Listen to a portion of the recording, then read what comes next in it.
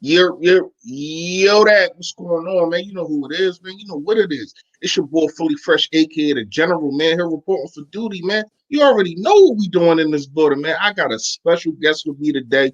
It's been long coming. It's been up and coming. He been hitting me up. You know what I mean? I've been so busy, but I had to bring this guy on. He's an up and comer, man. He's been doing his thing, man. You seen him with Philly 500. You seen him with LB, and then you seen him with the General, man. You Yes, already sir. know, man. Yes, sir. Um, hey, tell people who you are, man. Go ahead, man. Let them talk. Yeah, y'all know what it is. It's your boy Joe Castro, aka Philly Fresco, not Philly Fresh. It's a little mix up. I swear I had my name, and then we met. It is what it is. But yeah, I run Philly the podcast, man. Just out here with the Eagles Nation trying to represent. But yeah, let's do it today, man. We got a lot to talk about. Yeah, man. Let's get it in, man. I see y'all in here. Man, I seen y'all in here before y'all was in here, man. My guy, man, Murphy Kenzel, man. Yo, that nation, you already know. Yo, that. Uh, yeah, Dwayne Philly in the house. You already Hey, know, man. hey. What's going on? What's going on? I see y'all, man. What's going on? What's going on? I see y'all. I see y'all, man. Hey, listen, man. Shout out to all the notification gang, the Yo That gang, man. I appreciate y'all, man. Seriously, man. You already know, man. We here to talk. Oh my guy. Hold up, stop the presses. This is my guy. If y'all Hey. don't know, I talk to this man every single day. BMORE PHILLY, aka Charles Smith. This is my guy right here, man. Seriously, man. And this is another one of my guys right here, man. Murphy Kenzo. If y'all haven't subbed up the Murphy Kenzo page, y'all gotta do it, man. He don't really talk about the Eagles. He talk about real stuff. He talk about real life. And sometimes you need that reality check. You gotta make sure you go check out my guy, man. Seriously. Um, but real fast, man. I want to know, me bring you on here, like what inspired you? What made you want to do a YouTube page? What made you want to, speak your voice to these folks? You know what I mean? Yeah. Like we were saying earlier, we gonna talk this junk either way. This is like everyday thing for me. You know what I'm saying? Me and my people's always talking that Eagles junk. And then I am going to school for sports broadcasting, and I was just like, let me try it out. Let me see if I could get a couple people to listen. And it's just done well. As far as like getting inspired, like man, you already know. I've been watching you for a grip. I've been watching Philly 500 for a grip, watching LB for a grip, and a bunch of other people. But just to get y'all three, work with y'all three in the past 2 or 3 weeks has been a crazy blessing. But yeah, and Philly Talk, he knows he's next. You know what I'm saying? I'm hawking him down next. But so it's just been an honor. It's been a blessing. You guys have been really like open. It's a crazy Philly community, and it's just been a lot of fun to be in. Yeah, that's facts, man. Because I ain't gonna lie to you, bro. I'm gonna keep it all the way a buck with you. It wasn't like that when I first came into this joint. It was some love though. Philly, like a lot of the guys that you named, Philly 500, Philly Talk Podcast, LB, like them dudes showed some love, but it was some dudes, man, and they kind of slapped my hand away. You know what I mean? And it really wasn't like I was trying to be a type of guy to like get on their back and be you know what I mean, try to like Facts. feed off of them. I was just trying to figure out what the hell I'm doing. I ain't know what the hell I was doing. I still really don't know what I'm doing, but to be a person that I can bring you on here and to make sure that you get it, get a bigger stage or whatever the case may be. I ain't saying I'm the biggest stage, but you already You know, already know, man. yeah, facts. But while we here, man, we got some things to talk about. We got the Got some Baltimore business. Ravens coming up. You know what I mean? I really want to know, like, because me personally, I feel as though we can win this football game. I ain't gonna lie to you. I ain't gonna hold you. You know what I mean? I ain't gonna hold no punches. I feel as though we can win this football game. And if you look at my do's and don'ts in my last video I just put out, I think if we follow these steps, meaning you got to put pressure on Lamar Jackson. You have to make sure that he stays in the pocket. You got to make sure that you get a big lead to make him Mhm. throw. You know what I mean? You don't want this guy controlling the clock, running all over you. And my number one don't start Nathan Gerry. I'm sorry. I don't Yo, want to see that dude on the facts, field, facts. especially in this game. He's not big enough, he's not strong enough, and he's not fast enough. I want to see the younger guys because how bad can you get other than Nathan Gerry. You know what I mean? So Facts. you got to make sure that you have speed on this field, and I want to see that. You know what I mean? What's your thoughts? As far as the Ravens go, it's a lot like the Steelers game. The division is so bad. You would get one really quality win, and it kind of changes the outlook of your season right now. As far as the division goes, if we get a really good win over this team, this could really change how we look at some things. Obviously, there's some issues that got to be ironed out, but if we can figure something out with them, it'll be big. With that said, you're 100% right. You have to make him a quarterback, and I hate on him, and I'm not sitting here saying he's a running back and nothing like that, but you have to make him, like you said, sit in the pocket. You got to try and make him make some reads, blitz him, and play some man, take some risks. I hated on Jim Schwartz a lot for a while for playing man and nothing but man, but this might be the game that it might work. We got to figure out Andrews. We got to figure out Mark Andrews. We cannot let their tight ends kill us again. Have tight ends kill us again, I should say. But yeah, I mean, as far as Nate Gerry, man, I've been saying it. Nate Gerry got to go. Nate Gerry's been trash. Nate Gerry's been worse than trash. And like you said, we have Davion Taylor. We got we got a couple people. Obviously, Jatavius Brown retiring out of nowhere kind of hurt, but it can't hurt that much. You know what I'm saying? And once you see something's not working, you got to get away from this guy. You know what I'm saying?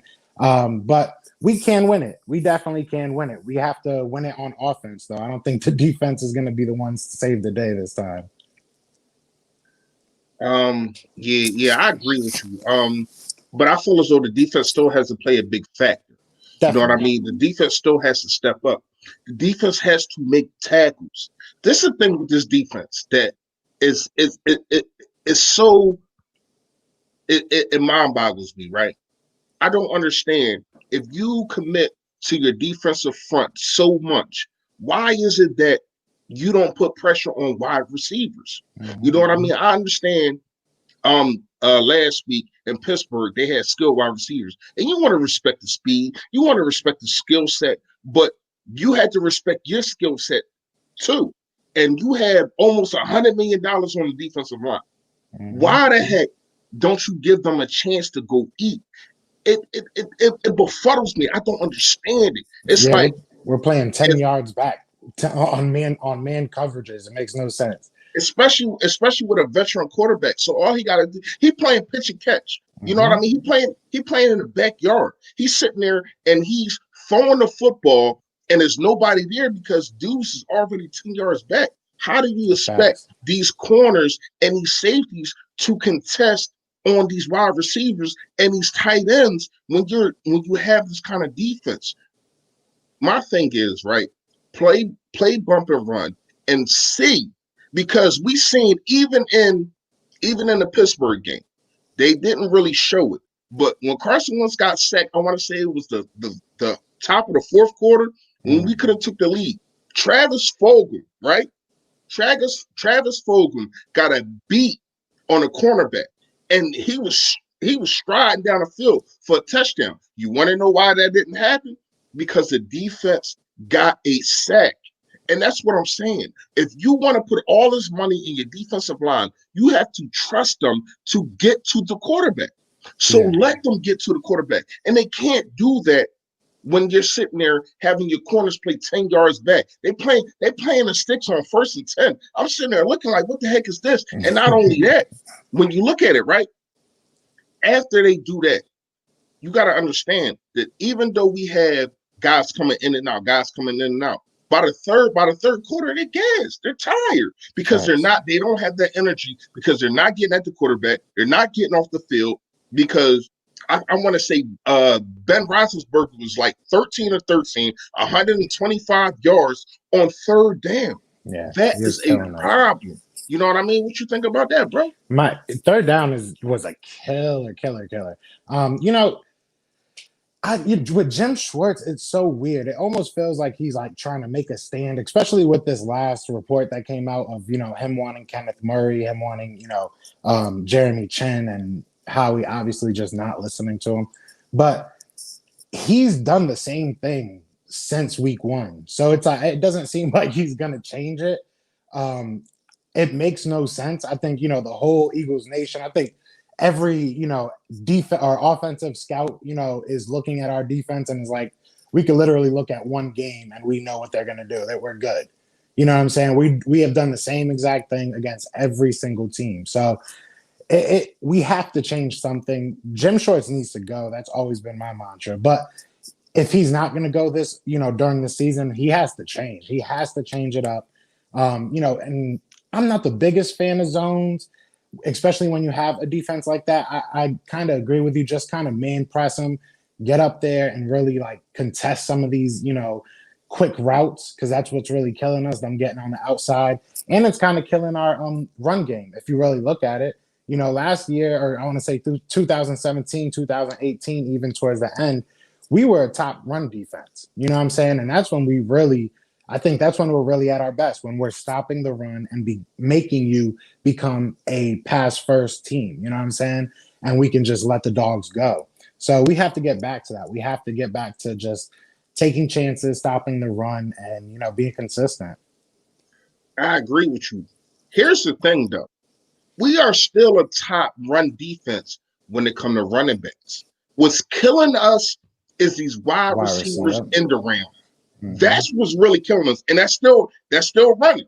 You know what I mean? So it makes you know what I mean? It makes the stats look kind of crazy. But Definitely. When you look at it, when it comes to actually stopping the run, they've been doing that, but they just been fooled. You know what I mean? And that's the thing that, as a defensive coordinator, you got to figure out. And that's why I say play a Taylor. That's why I say play a Bradley. You know what I mean? Because you have to have the speed and the eye coordination and a discipline that I feel as though Nathan Gerry and other dudes don't have. You know what I mean? Even some of the defensive ends like Brandon Graham, Derek Barnett, Josh Sweat, who I love, who I'm high on. You know what I mean? So when you look at it, it's like you have to have that discipline. When you see a wide receiver coming around, 9 times out of 10, it's going to be an end around. We've seen it with Cooper Kupp. You know what I mean? We've seen it with multiple teams. We've seen it in Pittsburgh with Claypool. We've seen it with even with Deebo Sanders. You know what I mean? Like, we've seen it week after week. I'm seeing it. If you're seeing it, if most of the people in this chat are seeing it, why don't you see it, Jim? And that's really the problem that I really have with Jim Schwartz right now, is his adjustments. I'm not saying fire Jim. I'm saying he needs to adjust. And I feel as though that's really why that's one of the main reasons why he lost the Giants head coaching job. The failure to adjust. You have to do that in the NFL. You have smart minds on the offensive side and the defensive side. You just got to be smarter. And that's the problem that we had on offense and on defense sometimes. Well, on defense a lot, and on offense sometimes. The failure to switch, the failure to say, oh, well, this is working, let me keep doing this. Oh, well, this isn't working, let me switch it up and do that. And that's the problem that we got right now when you look at the Philadelphia Eagles, man. Yeah, and my thing is, Jim has a lot of new toys. If you really let's rewind real quick, like 4 or 5 months, when we were talking about Will Parks, when we were talking about Darius Slay coming over, when we were talking about people like that. He has new players. And he obviously has the highest paid defensive line. So he has, in my eyes, unless we've all been lied to and it's been Howie picking all these players the whole time, he has the players that he's wanted. You know what I'm saying? Maybe he didn't get to take Nigel Bradham back. Maybe, Howie didn't take a couple picks for him. But you got some players out there. So to not see, if we get Philly Will back, we get Will Parks this week back. So maybe he can make some type of impact in this defense that Jim Schwartz wants to run. But unless it's going to be at linebacker, I don't know if it's going to be much of a impact. But also, I like Kayvon Wallace, too. You say, we need people that are just going to tackle. He kind of got thrown around by Kittle, but a lot of people are going to do it. But he tackled him. You know what I'm saying? When he was called, when his number was called, he got the man down. And that's what you need. He might not be the best in coverage on George Kittle, which that's a hard person to really put your film on. You know what I'm saying? It's one of the best tight ends, if not the best tight end in the game. So he held his own, in my opinion. So I would love to see somebody like that on the field. We just got Braylon Arnold back on the practice squad, and I think we just protected him as well. We So, did. so that's that's to be seen. We have a lot of people we don't know anything about. And then we let go of the lineman Casey Toohill, which I'm pretty upset about, to be honest, because that makes no sense to me. You have an option that's cheaper than the $50 million we're paying to a bunch of guys. And well, that's a whole Yeah, nother yeah, story yeah, yeah. We definitely, there. we definitely gonna get on these the way they're moving, the dudes that they're picking up. We gonna get on the front office in a minute. You know what I mean? But first, I gotta shout out my guys, man, because I seen some super Yodats. You know what I mean? I don't call them super chats. I call them super Yodats. My guy said, my guy Flake Talk the podcast. You all know who he is. Make sure y'all sub him up. I don't know what y'all been doing. Y'all been sleeping under a rock or something. You know what I mean? You will see him with me and Gate City, and also, we got special guest Lord Russell coming through on a pregame. So make sure y'all tune in tomorrow. He said, TF13 D line can't eat if the ball out fast. Exactly. That's facts. That's just facts, man. It's nothing that they can do. If they're trying to get there in 3 seconds and the ball is out in a minute and I mean in a second and a half, what are they supposed to do? You know what I mean? And it looks like Got Fletcher another one. Cox is Hold up, trying to. real Oh yeah, fast, my real bad, my fast. bad. You got another one, man. Mr. Personality. Me and him had words, but shout out to my guy, man. I appreciate you. Thank you for the super Yoda, man. Schwartz is a savior. You'll see 28-17. Here's what I can say about Schwartz. His defensive plans work well against running quarterbacks. But when we talk about veterans and when we talking about guys that can actually fling the ball, it's a problem. You know what I mean? But that's really why, not really, but that's one of the reasons why I think that the Philadelphia Eagles can beat the Baltimore Ravens, because Jim Schwartz scheme, the way he schemes, he shuts down running quarterbacks. See what he did with Josh Allen last year. You know what I mean? Dudes like that. So now Lamar is a different beast. And shout out to BMORE Philly. He said earlier that he's out there in BMORE, BMORE Philly. You know what I mean? So he's out there. He's saying that Lamar Jackson is hurt. That's the word. That's the word around there. I saw that on my fantasy. Yeah, I saw that on my fantasy, but I didn't know if it was true. I don't. Yeah, I got Lamar Jackson, so I know. So it's supposed to be like an ankle injury that he's been hindering for the last couple of weeks. And you seen it against Washington. He didn't have a good game. You know what I mean? But the defense was balling. The defense put them in good positions, and that's what I need this defense to do this week, is put Carson Wentz in position to win. Because when you look at it, right, you look at special teams, they don't help him out. Boston Scott, I'm sorry, that's my guy. I called for him in the beginning of the season, but he is horrible when it comes to punts. Stop it. Stop it. I need for everybody on the when we're receiving a punt, you're not a gunner.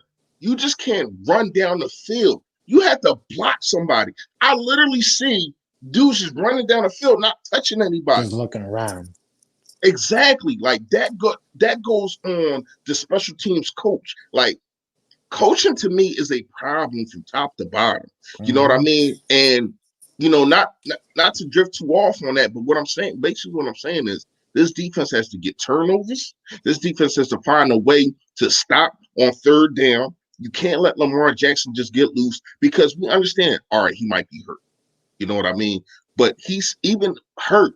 He's still faster than 90% of the quarterbacks in the NFL.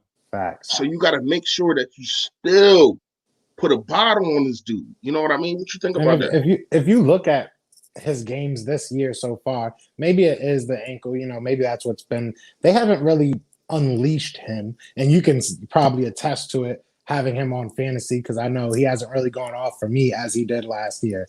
So he hasn't really been the dual threat that he was last year. And when he is asked to pass, he isn't top five. He isn't a top five passer. He isn't somebody that's going to go crazy on you and throw it all over the field. So that's where we got to get him to. I've on Also, I should say, Brandon Williams just got deactivated for the game. So that's big for our offensive line that we don't have to deal with somebody like that at defensive tackle. So yeah, can we give Hurts a chance? Nah, man. Not yet, at least. not yet, at least. Did you? I mean, did you see the last two games? Like, Yeah, that wouldn't have been Hurts. did you see Carson Wentz putting his body on the line? And this last game is not on Carson Wentz. Them two turnovers is not on Carson Wentz. You know what I mean? I thought as though, and this is something that I want to ask you because I've been thinking about this a while, and it's crazy that I said this in the beginning of the season. People was laughing at me. People was commenting saying I was tripping. I said trade Zach Ertz for Yannick. Yannick, and I can't ever say his last name, man. Blockway or something like that. Exactly. And people was looking at me like I'm freaking crazy. And now when you look at it, like Zach Ertz wants more money. He's seen Zach Ertz wants more money. He's seen Jason Peters get paid, which, oh my gosh, that's another thing that I was pissed about. That's another thing that I said don't do, and they did it. But you already know that. So you seen him, he's seen him get paid. Now he wants to get paid. It seems like his attitude, his blocking, even on the Killings end around. You know what I mean? Like, I know that was 2 games ago, but you see him on a Killings end around. He picked up nobody. Mm-hmm. He was blocked. He blocked air. You know what I mean? So it's like, man, you look at it like, it's like, dude, like if I'm Carson Wentz, and I said this in 2 of my videos, if I'm Carson Wentz, before the trade deadline, I'm pulling to your side, I'm bringing you up to the crib. We can have dinner with the wife and the kid. You know what I mean? We sit down, we bust it up, we talk. Are you with me? Because I put my body on the line, I put everything on the line every single game, and I need you to do that too. I don't need you moping around with no attitude. Because they got you blocking more, because Dallas Goedert's not here, and because we got a makeshift offensive line. Dude, if you feel some type of way about having to block more because the offensive line keep going in and out, how the heck you think I feel? I'm saying that if I'm Carson Wentz. I got to run for my life sometimes. You know what I mean? So if I'm stepping up my game, trying to make sure that I bring a win to this team, why the hell can't you do it? Just because your numbers ain't there, that don't mean that you sit here and mope around and act like a whole nut. What you think about that, bro? With regards to trading Ertz, as far as Yannick went, I was definitely on that train. I'm not gonna lie, that would have been beautiful. He would have had to get paid. I was even willing to throw in a Derek Barnett if it meant we got a high pick back, but that's a whole nother story. But either way, Ertz lately, it's hard for me to say he's not trying just because he's a grown man. And for me to really sit here and say that a grown man getting paid $11 million or $8 million, whatever it is. My bad, bro. I'm laughing at this. He said, I'm here not to get fined, boss. Facts. He don't do shit, bro. Hey, LJ, you funny, man. But yeah, for me to say that Ertz is not trying, that's hard for me to say because I don't want to see that. You know what I'm saying? But there have been some questionable plays. But there has been some bad throws from Wentz. There has been some questionable play calls. There's been a lot everywhere. So, it's hard to really blame anything on anyone at this point. But I do think fiscally and like for the future of this team, it might make more sense to get the value out of Ertz while we can. You know what I'm saying? Instead of paying him $13 to $14 million that we don't really have when we have somebody like Dallas Goedert. And we've been pretty good at building tight ends. You know what I'm saying? I know Howie wants to be the QB factory, but we've turned kind of like no names into good tight ends. So, I think that we'll be fine if we end up losing him. And if we end up going to more 11-man personnel, is that the worst thing ever? You know what I'm saying? If we're splitting 5 wide more often, is that the worst thing ever? So I'm with you, man. Get rid of Ertz. Figure I have Selleck behind me, so I don't. Ain't no love with. Yeah. I mean, I love Ertz. You know what I mean? I appreciate everything that he did, but it's really not the fact that I just want him going. It's the fact that I look at his attitude I look at his will not to really want to play for this football team, man. It just seems like that. It feels though I don't have a new contract. I'm not giving him my all. Like even on that interception, the first interception, you know what I mean? I I I kind of protected Ertz and said, well, he got hit. That should have been a call, yada yada yada. But if you're not going to sell the call, at least go out there and try to get back in the play and get Facts. involved so he doesn't get picked off. That's the problem that I have with Ertz. You see a dude like Travis Fulgham, who we gonna get in, who we gonna talk about. You see a dude like Travis Fulgham literally blocking a dude out of the end zone. That's Facts. the kind of will, that's the kind of determination that you want from a player. And when you see dudes like, and when you see him, I guarantee Carson was seeing that play. Somebody sent him that play because it's about 7 people that sent me that same play when he blocked the dude out the end zone. You think Carson one thing see that, and the next game would happen? He got 13 targets Mm-hmm. because he's going to reward a guy that's going to be on the same page as he is. Because that was the same game that Carson Wentz was on the end blocking the corner. If Facts. I can do this and he can do this, Zach Ertz, why the hell can't you? Yeah. It's the will and the want to me.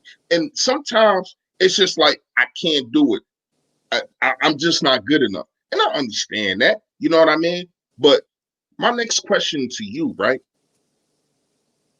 I understand they were shutting down the run. And I think Miles Sanders had about, 13 attempts. And he had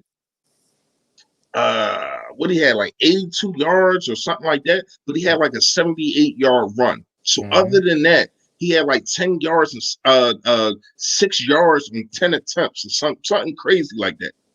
But my thing is, why don't you utilize him more? We seen Miles Sanders be put in the slot. We seen Miles Sanders be put in the outside. We seen him come out and make wheel routes. We seen him do all these things. Doug Peterson, why are you not using your best players? I Mm-hmm. understand you want to keep dudes in the block, but you can have you can have 2 running back sets. You can make sure that you have your best players on the field. This is what I keep preaching. Have your best players on the field to make plays, especially in crucial conditions. You know what I mean? So do you think that Miles Sanders was utilized how he should have been the last game? I don't think Miles Sanders has been like utilized fully probably this whole season, to be honest. Like I'd say probably last year, towards the end of the year, that they started using him correctly. They gave him a lot of touches, and they used all the running backs correctly. But that's because we had no wide receivers. So this year, I feel like they just, I think we had 15 runs that whole game altogether, like including all of our running backs and our quarterback, because I think Wentz had 2 runs that game. So to have that little amount of it made no sense, especially in a close game.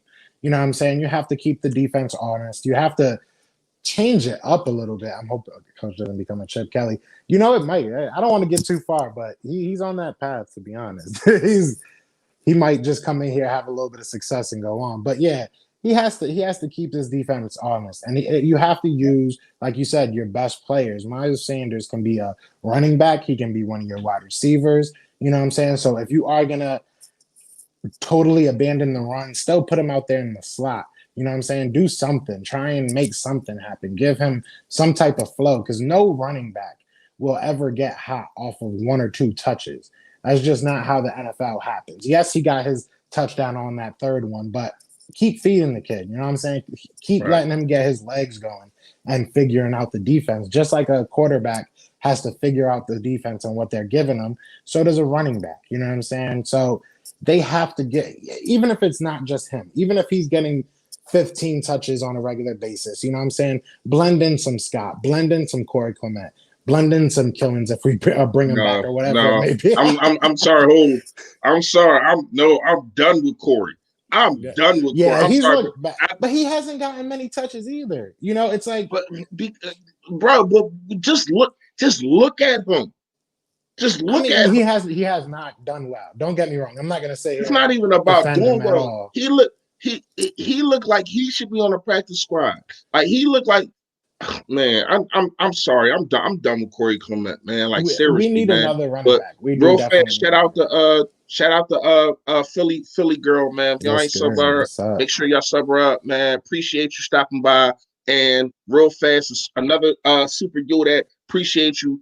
Ertz has quit, so trade him. I mean, we just talked about that. I know I'm behind. I'm gonna get to y'all comments. Just give me a second. I know I'm behind, man. Shout out to Philly Talk Podcast. He do this every week. I don't know how the heck he do this, but Facts. He's I'm the trying king to of figure it. lives. This is my second time doing this. I'm trying to figure it out. But yeah, I'm done with Corey Clement, bro. Like I ain't even gonna lie to you. Like when you look at it, he doesn't have it. He has no burst. He has nothing. It seems like it's nothing in the tank. And I understand how people are. They're like, oh well, he look what he did in the Super Bowl. We can't keep hanging on to that because that's going to get us. That's going to get us basically where we are now. Keep talking Exactly. about these older guys, and I'm going to bring up a video probably after at tomorrow. No, I ain't gonna do it tomorrow. Probably Monday. It's gonna be old versus the new because when you look at it, even because I got dudes on my list, man, that need to be traded. And I ain't gonna lie to you. There's a couple dudes that's gonna shock people, man. And I know it's one person that's going to shock a lot of people, and I'm gonna say it right now. Dudes like Fletcher Cox, man. I don't know what happened to him. I don't know what's going on.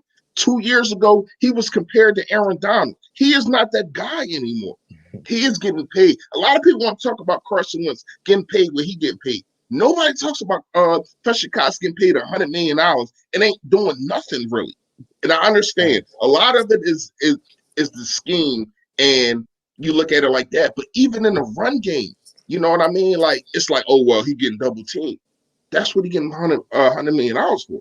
We knew he was going to get double teamed before he got $100 million. And when you look at it, man, it's like, would you rather keep Jackson and Hargrave or Fletcher Cox? Because that's what it's going to come down to. Next year, it's going to be a lot of people because how much we're over the cap. It's going to be a lot of people that we didn't think was going to be here. Alshon Jeffrey might be gone. Deshaun Jackson might be gone. Fletcher Cox might be gone. Zach Ertz might be gone. But when you look at it, we have replacements for everything that I'm just saying. When you look at it, you got a Travis Fogel.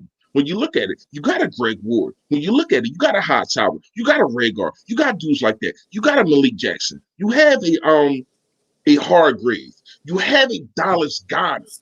You know what I mean? So when you look at it, we have people in place to take over young guys, to take over these old guys and these old contracts. I feel as though, and we're gonna talk about Howie in a minute. I'm gonna get to some of these comments, and I want to know how you feel about that. But we're gonna talk about Howie in a minute. But I feel as though if Howie is still here, he's going to figure out a way. Well, he has to figure out a way to have these young guys come up, and these old guys got to get traded. Man, that's what it's going to come down to. That's where What you all our think, money bro? gonna come. That's where all our money is, like you said, is gonna come from. We have to. I mean, a big part of that also is gonna be our offensive line. I think we found a couple good players. Center's still kind of a worry. We got to figure because I don't think Jason Kelsey's coming out back after this year. If he does, it's going to be one more year, if that. So, it is what it is. But I think the offensive line, we got lucky with a couple people, so we're going to get younger there. Yeah, Other than Lane Johnson, obviously. But yeah, wide receiver. I think everybody has to be ready for our wide receiver room to look completely different next year. It'll be kind of interesting to see if they go back after someone like Goodwin. I think if he's going to play next year, it might be an interesting fit just to have that kind of veteran presence, I didn't for even think cheap. about that. Yeah, You know what I'm I didn't saying? even think about that. That Yeah, would be kind of nice to have that, just cheap veteran presence. But Deshaun and Alshon, I think their time's up. I think they know their time's up at this point. I think that's kind of got to do it with them just kind of milking this injury because I right. am on the. There's no way that they've been hurt this long, but that's a whole different time, whole different video. But Yeah, yeah, yeah. But yeah, Hey, like you shout said, out we real, gotta real get fast. Shout out to yeah. Jalen Williams, man. He said, "Yo, Fresh, our biggest two disagreements are over Peters and Ertz. I can admit when I'm wrong. You got any more room on your train, man? All aboard, man. You my guy. As Facts. long as you admit when you're wrong. Hey, listen, I've been wrong too, bro. I've been wrong too. You know what I mean? Shout out to Peters was Jalen though, sad, man. bro. Like I seen it, man. Like with Jason Peters, man. I already do it. Like first of all. I ain't even gonna lie. I don't even want to mess this whole live up with Jason Peters. Like I'm done. I'm done. You like I don't understand it, man. Like you put a chokehold on this organization for so long, and then they bring you back when nobody wanted you. It Facts, exactly. ain't like people's out there, and we had to go. Like, and then when you look at it, it's like, oh, all right, well, y'all gonna move me to left tackle. Well, let me get paid some more. And then I was like, yeah, they didn't pay him. I got on I go live. I make a video. I'm like, yeah, that's what you do. You don't bend the knee for this dude. Then what did they do? Yep. They bend the knee. Like, come on, man. I like And I it's don't understand that. You know what I honestly, mean? it's depressing. If you would have been Jason Peters of old, or even like 90% or 80%, I would take. I might even take 70% of old Jason Peters right now. But like, if you would have been that on the left tackle, okay, whatever, man. You got your extra $3 million, just play. But to look that bad after you asked for extra money, man, that's just embarrassing, bro. Like that hurt. That really hurt. Not only look that bad, bro. It's like, first of all, a lot of people, want to talk about the false start on the field goal. Do you know that Matt Pryor was not supposed to be in that predicament? Jason Peters was supposed to be there. That was his role. You know what I mean? To be in on that field goal. But my toe hurt. I can't go. I can't do this because my calf hurt. And now you sitting there, you basing on IR. You basing on IR with a freaking toe injury. You got dudes like Lane Johnson gutting it out, trying to get on the field with an ankle injury. Mm-hmm. Every single week, he is trying to get on the field. He is telling the press, I'm going to play because I know my quarterback needs me. But all you Facts. want is this check. You know what I mean? And speaking of IR, I want to know your perspective real fast, and I'm gonna get into some of these comments. I just John loading up. Be patient with me, y'all. Please be patient with me. I want to know real fast. Do you think it was a mistake not putting Alshon Jeffrey on the IR? Because Oh when you yeah. look at it, we on week what? We on, Yeah. you know what I mean? We on week 6. Yeah, especially this year. I mean, this year, I know there's two different types of IR. So, correct me if I'm wrong, or anybody in the comments. But I believe if you're even on the 3 week IR, you're still off of the roster. So that we could have put somebody at that roster spot, whether it be, what I'm saying, whether it be KC Hill, KC Hill could still be here. You know what I'm saying? But like, it could have been numerous about different people. It could have been Travis Fulgham earlier. You know what I'm saying? So you don't know who that player could have been. So yeah, I definitely, it's either mismanagement, or it's kind of like you're saying with Jason Peters, where these guys are kind of just milking injuries. You know what I'm saying? And just kind of not giving 100%, because it doesn't make sense. It really does. You see all these like workout videos from D-Jax and everything online and everything. It's like, all right, we about to get him, and then boom, he's not playing. So it's becoming almost a sitcom to look at these injury reports, to be honest. I mean, that's what we had to deal with really since 2017. Mm-hmm. You know what I mean? Injury after injury, and it seemed like it keep getting worse. And that's why when you look at it, right, a lot of people want to come at Carson Wentz. And I understand it. Carson Wentz has played bad. You know what I mean? Carson Wentz has been in spots to where it's those like, who are you? Mm-hmm. But when you look at it, he's looking around every single week like, who are Who you? are you?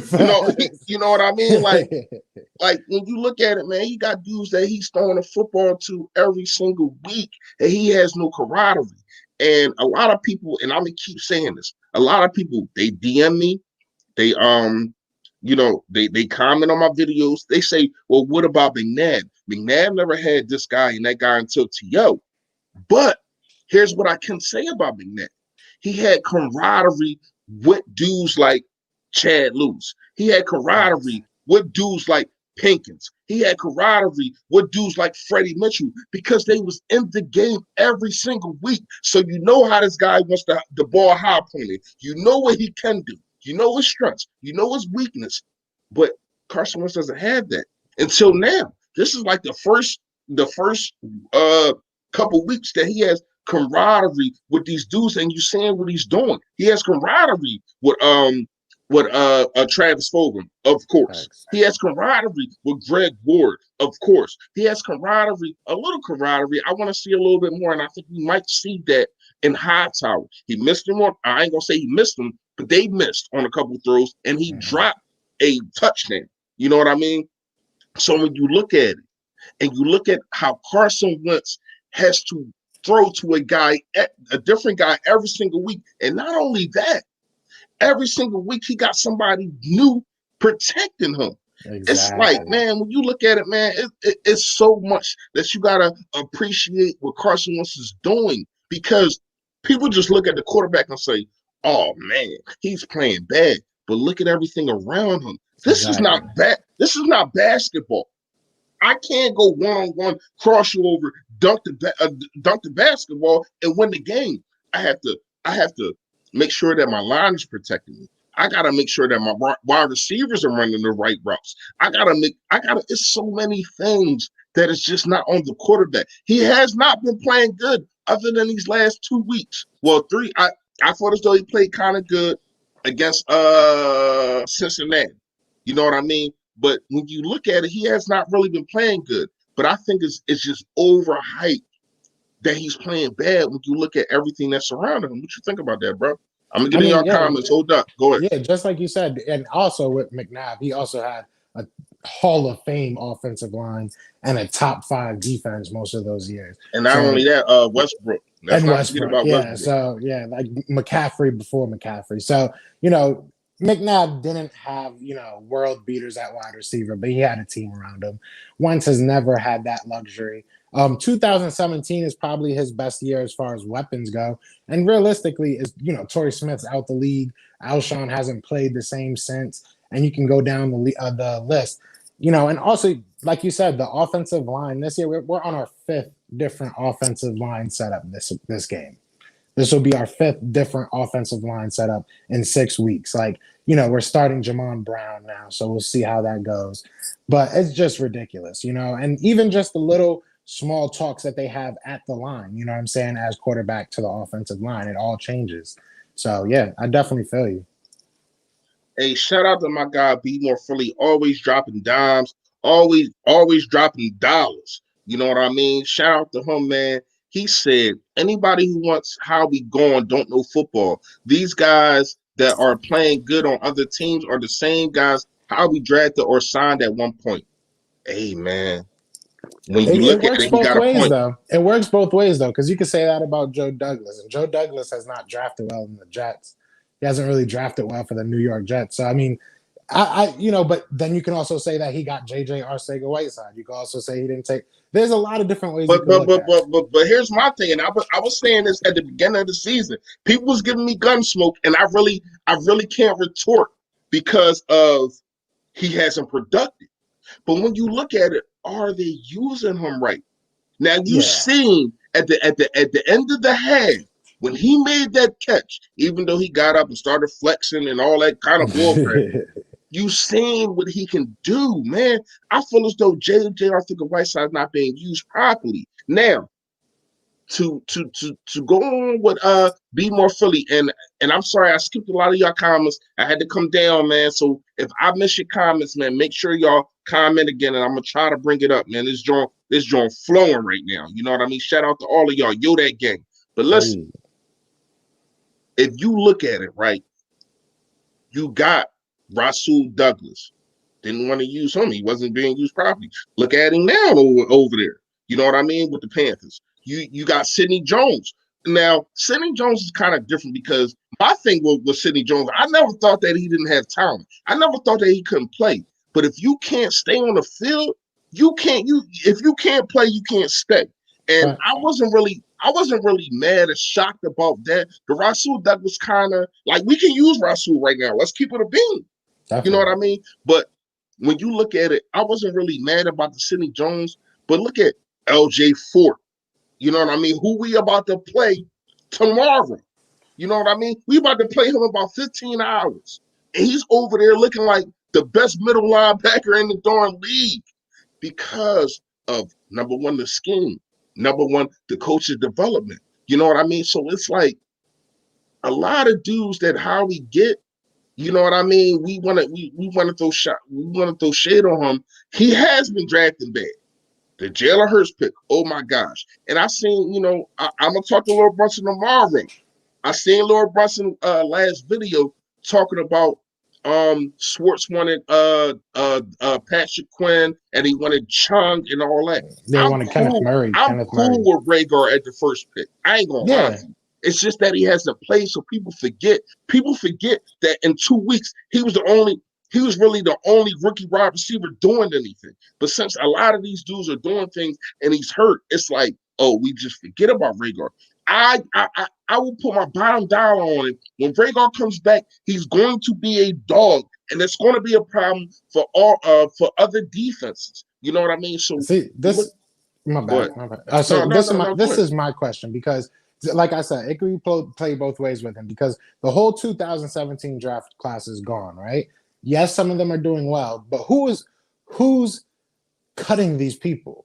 Is are we now under the impression that Howie's drafting them and Jim Schwartz is cutting them, or Doug Peterson? You know what I'm saying? So if it's him drafting them, not seeing the value in them because his coaches are bad, there's so many different ways you can play it. It's really hard to give one person credit but then negate them of blame. You know what I'm saying? So I don't know.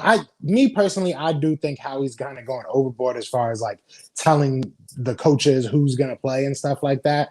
If that's true, but if was a fifth, we'd all be drunk, right? It is what it is. So I don't know. It's hard for me to say. At this point, right now, I think Howie's probably overstepped a little bit, so he probably should be gone. But I that's me. mean, yeah. But like I said, man, like I told you backstage, I've been saying this. Yeah, If you look, facts. if you go 9 months ago and you look at what I said is Howie just a puppet. Is Doug just a puppet? Howie Roseman has been pulling these strings since the Super Bowl. Mhm. Because you want to know what it is? It's a struggle at the front office and the coaching staff. And I've been saying this for a while. Nobody wanted to respond. Nobody wanted to say anything. Now, all of a sudden, if somebody says a little something that got a little bit of credit, it's like, oh, where did this come from? I've been telling y'all this because you can see it. You can see that first of all, Jim Schwartz has more say than Doug Peterson. Period. Jim, you can see where is all the money invested in the defense. You know what I mean? When you look at it, Howie Roseman really he listens to Jim Schwartz. I feel as though I don't know about the draft and all that, but I feel as though Jim Schwartz, he knows his time is probably coming to a demise a little bit. So he might be leaking little things, even if they're true or if they're not. So we got to make sure that we understand that a lot of these things might not be true. Exactly. Jim Schwartz might be saying, you know what? I wanted this guy. I wanted that guy. Now my defense is looking bad because I don't have this guy and I don't have that guy. No, one of the reasons why your defense is looking bad because you have two linebackers that was drafted for you and you are not utilizing. Now, Exactly. if you use them and we still barbecue chicken at the linebacker position, it's like, oh, wow. Now, but you're not even giving this guy Taylor a chance. You're not giving Bradley a chance. Bradley got 4 snaps. He has 2 tackles, 1 for loss, and 2 goal line stands. Why the hell ain't you using them? So I'm not trying to hear that from Jim right here. Like seriously, when you look at it, man, it's like I want another job if this job don't work out. So I'm Mhm. going to try to throw people under the bus, but I'm going to make sure it's not my hand that people see pushing this guy under the bus. You And know what I mean? if that's happening, imagine, then that can leak all the way down to people like Ertz, people on the defense, even, if it's Fletcher Cox not feeling it 100%. If these coaches and the front office are, at a bickering point, you know what I'm saying? If it's not, copacetic at that level, then things are worse than we're looking at. You know what I'm saying? Things are Yeah. probably a little worse than we're even thinking. So it at this point, with all these things that are being leaked, like you said, Philly media and the media in general, I don't want to just put it on Philly media, but the media in general, they love their titles. You know what I'm saying? And us as consumers, we love reading those titles. So we'll see. We will definitely see, but I don't know. It's hard to put it on one person right now for me. Yeah, I ain't gonna lie to you, man. When you look at it, man, it's this team will not be right until the power struggle from top to bottom is over with. Facts. Until you have camaraderie, like I said with Carson Wentz and his receivers, until you have that with your GM and your coaches, we're going to be in trouble. Even if we do win the NFC lease, because let's keep it a beam. This is the NFC lease right now. So even if you do win it, it's just like, where do you go further from this? You know what I mean? And everybody, if all these things are true that people are saying, everybody's pointing the fingers. Oh no, it's not me. It's that guy. This guy did that, and that guy did that. Now I'm gonna go back to what I just said. I understand what what if this is true, what Jim was saying, but at the same time, Howie did give you pieces. You know what I mean? Howie did give you Hargrave. Howie did give you Slay. Howie did draft Kayvon Wallace. Howie did draft two linebackers who we really don't see. How about you utilize them? And let's talk, because we're not going to run from this. Let's talk about that last play. You know what I mean? Against the Pittsburgh Steelers with Nathan when Gerry. you had get Nathan Gerry, and now it's coming out, oh, well, Ronnie McLeod should have been doubling or should have been blanking in that play. I don't give a damn. He shouldn't have been in that predicament, no matter if it's triple coverage. It's no way Nathan Gerry ever should be covering any wide receiver in the National Football League. That's just facts, man. He shouldn't be on the field. It's making him look worse than really what he is. Because Nathan Gerry, I'm not gonna lie to y'all, man. As much as I get on Nathan Gerry, last year he was not this bad. You know what I mean? But who do we have last year? Malcolm Jenkins. Malcolm Jenkins did a lot of things that we don't have until probably now. I think Will Parks is that guy. You know what I mean? I think Will Parks is going to be a major, major contributor to this defense on and on, because I think that Jim Schwartz is kind of lost without a guy like Malcolm Jenkins. You know what I mean? Rodney McLeod is not that guy. Jalen Mills is not that guy. I don't know if Kayvon Wallace is that guy because he has not put him in that position. But maybe Will Parks can be that guy. Maybe Will Parks can be the guy that I can play your tight ends. I can play the run. You know what I mean? I can stick a line. I can stick a running back. You know what I mean? I could probably stick a wide receiver if you need me to.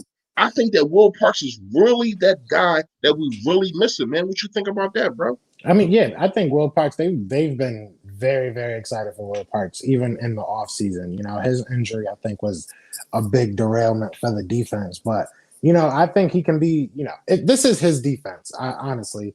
This is a defense that he knows, because he did that type of role back in Denver. He played a lot of the linebacker position in Denver, if you look at his snap count. So I think this is something that he's ready. That's why he took less money, too, because I think he knows he can play well in this type of system. So I'm excited to see it. If he can be a leader, you've had, what is it now, like 5-6 weeks that you haven't had to play. So you've had 5-6 weeks to kind of read that playbook. So it should be his Bible by now. He should be able to put people in the correct spots. But my thing, and I hate to kind of change the topic a little bit, but Nate Gerry should just not be on the field right now. If he's not playing well, get these young guys out here. And that's my biggest fault with, Jim Schwartz and even the offense. If guys aren't playing well and we're not playing well, we're not winning, don't continue the same method. That guy is historically bad right now. Like Nathan Gerry, if even just to save his conscientious, or however you say it, if just to save his like, his pride a little bit, take him off the field. He is a liability every single time. So, I'm hoping Will Parks can fix some of these mistakes, you know what I'm saying? But there's some stuff that he can't. He just can't fix it.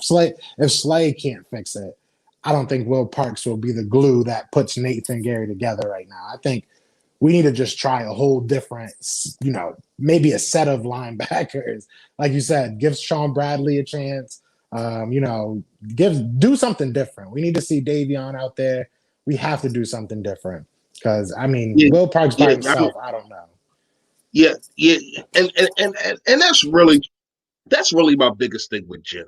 You know what I mean? Like, if it's not working, do something different. Exactly. The definition of insanity is to keep on doing the same thing, expecting different results. If you keep putting Nathan Gerry in these predicaments, why the hell do you think things are going to change? That's my thing, man. But real fast, man, shout out to everybody, 75 in here, man. Shout out to all of y'all, man. Shout out to Yo That Nation, man. If y'all haven't done it, man, make sure y'all go subscribe. Tell them who you are, man, real Oh fast. yeah, While we yeah. talking. Everybody in here, man. That's Philly the podcast. Joe Castro, aka Philly Fresco. And yeah, man. I appreciate you having me on, man. I've been waiting to do this for a while, so this was fun, man. Hey, man, it's well overdue, but I'm a busy man. You know Yeah, what I you mean? And already know. You already yeah, know. I had to get you on, but it's 75 people in here. Like I said, hey, listen, if y'all haven't done it, make sure y'all go to my last video. I'm giving out a free giveaway like I do every single Friday. And I give my do's and don'ts. But before that, you got to go to the video. It's a question that I want to ask, and you can win if you're right.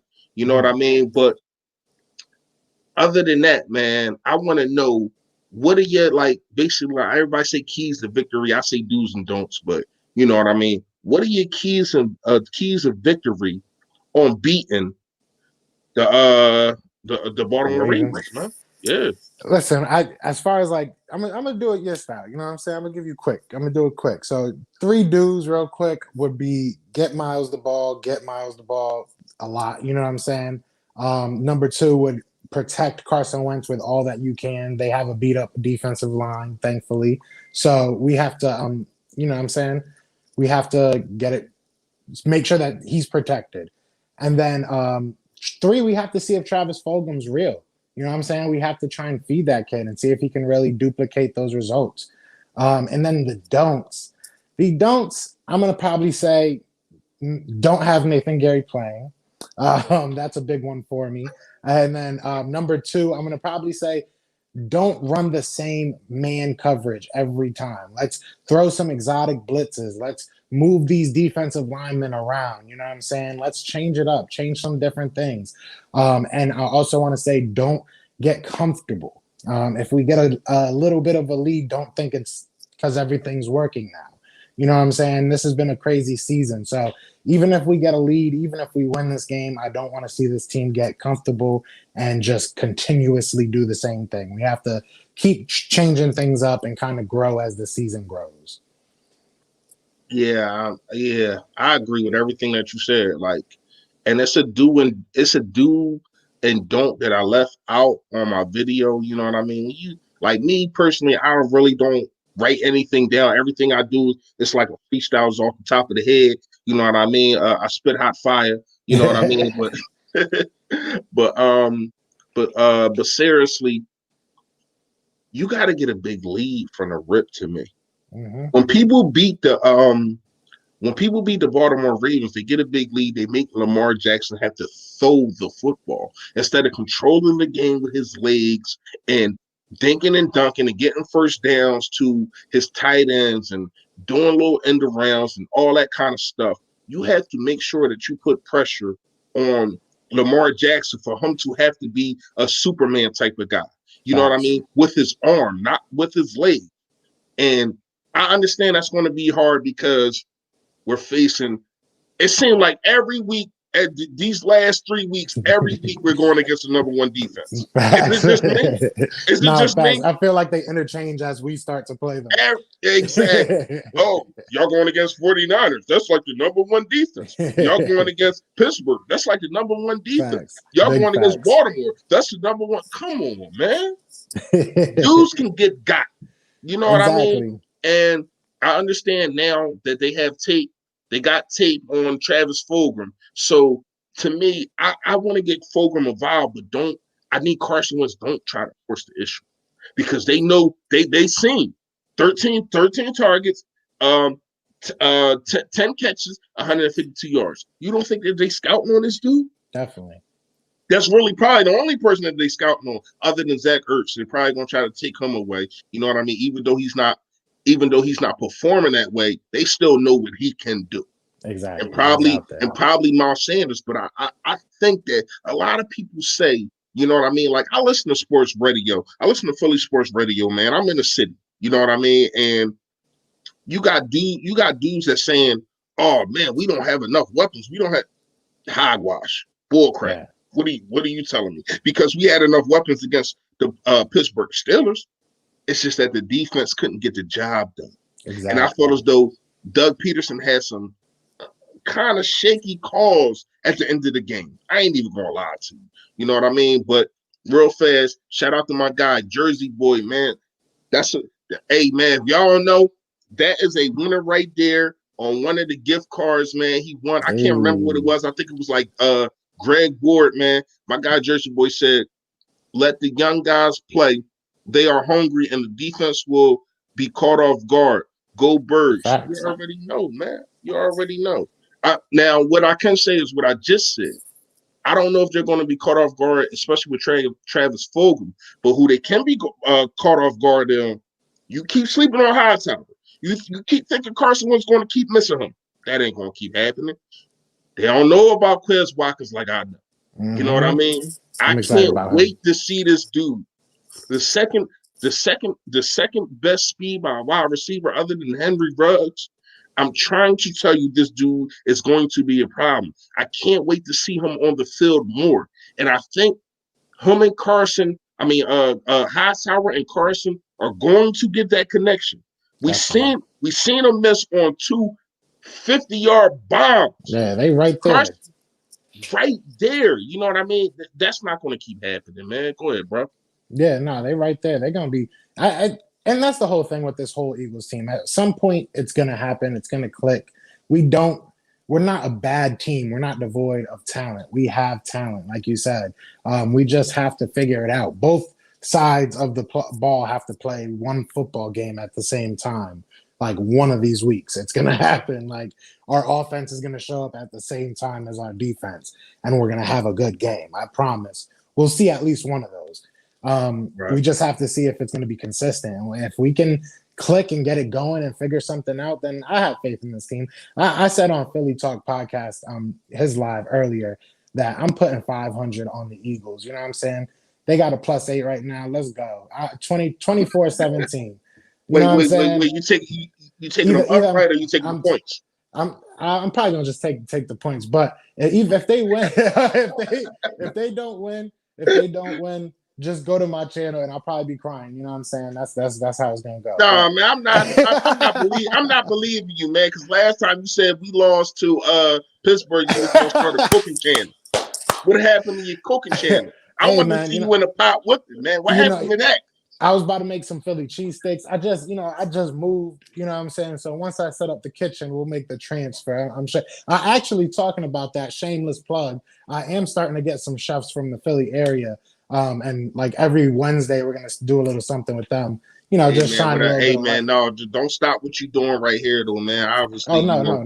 You making an impact, man. Obviously, you know what I mean. You on this platform. It's a lot of people that can't come on this platform and hold it down, man. I ain't gonna lie to you. People be commenting, they be saying all this stuff about me, and I'll be inviting them, bro. My channel was open. A lot of people be talking crap. I'll be like, man, come on. I gave you my email anytime. Anytime you want to come up here and get smoked, I will smoke you. You know what I mean? But shout out to you, man. You doing your thing, man. You definitely doing your thing, man. Everybody don't hold it down, man. Seriously, you doing your thing.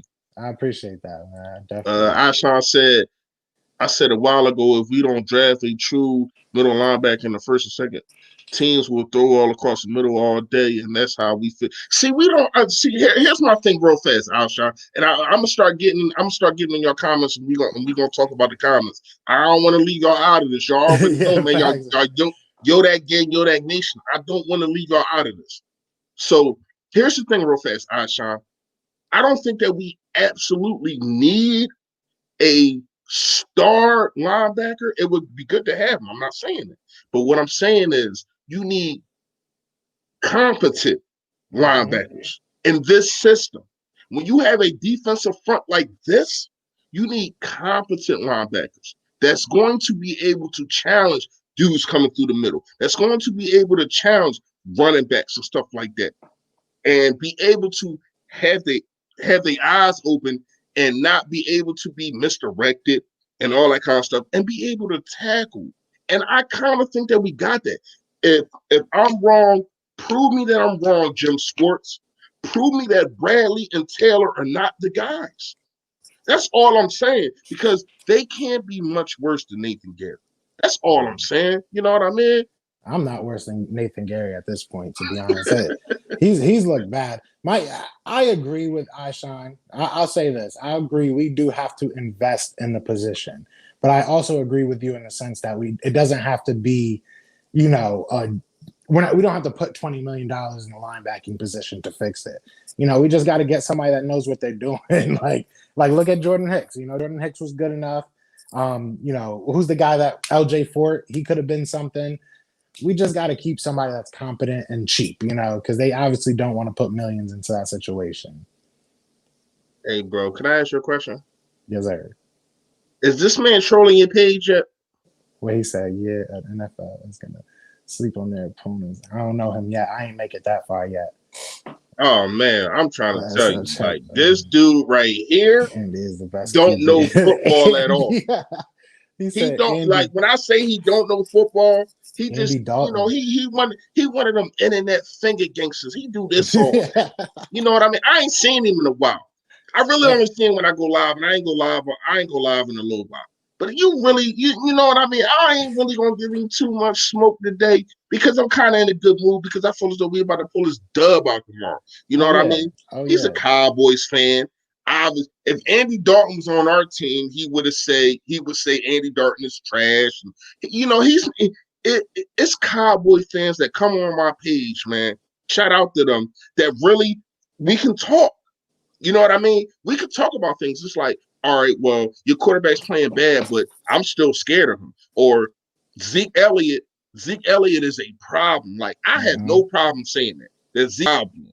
You know what I mean? When we face him, that's who I'm looking at. But you got dudes like this. Trying to say Andy Dalton is better than Carson Wentz. Get the heck out of here, man. Kick rocks with open-toed sandals, dude. Seriously, man.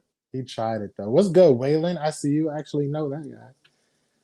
Yeah, hey, man, listen, Waylon be everywhere. I've been seeing him on Facebook. He be posting everybody. Man. Shout out to Waylon, man. Seriously, man. Facts. He be hustling, bro. That's my guy. He's been looking out. Yeah, definitely. But yeah, Doug and Jim have been getting out coached. What's up, Eagles brothers? Eagles Nation. Where y'all at? What's going on, man? What's going on? Hey, yo, he be sending me he be sending me a lot of videos. I be knowing a lot of things. He be sending me a lot of stuff on Instagram, man. Shout out to everybody, man. Oh, here go another one, man. Akabed, man. What's going on? Yo, that. Develop our time. Yeah, facts. LJ Ford, yeah, just like I said, Zul Douglas, yep. I mean, you could even go back. The Eagles in general, I feel like, have had bad luck on the defense when we cut people.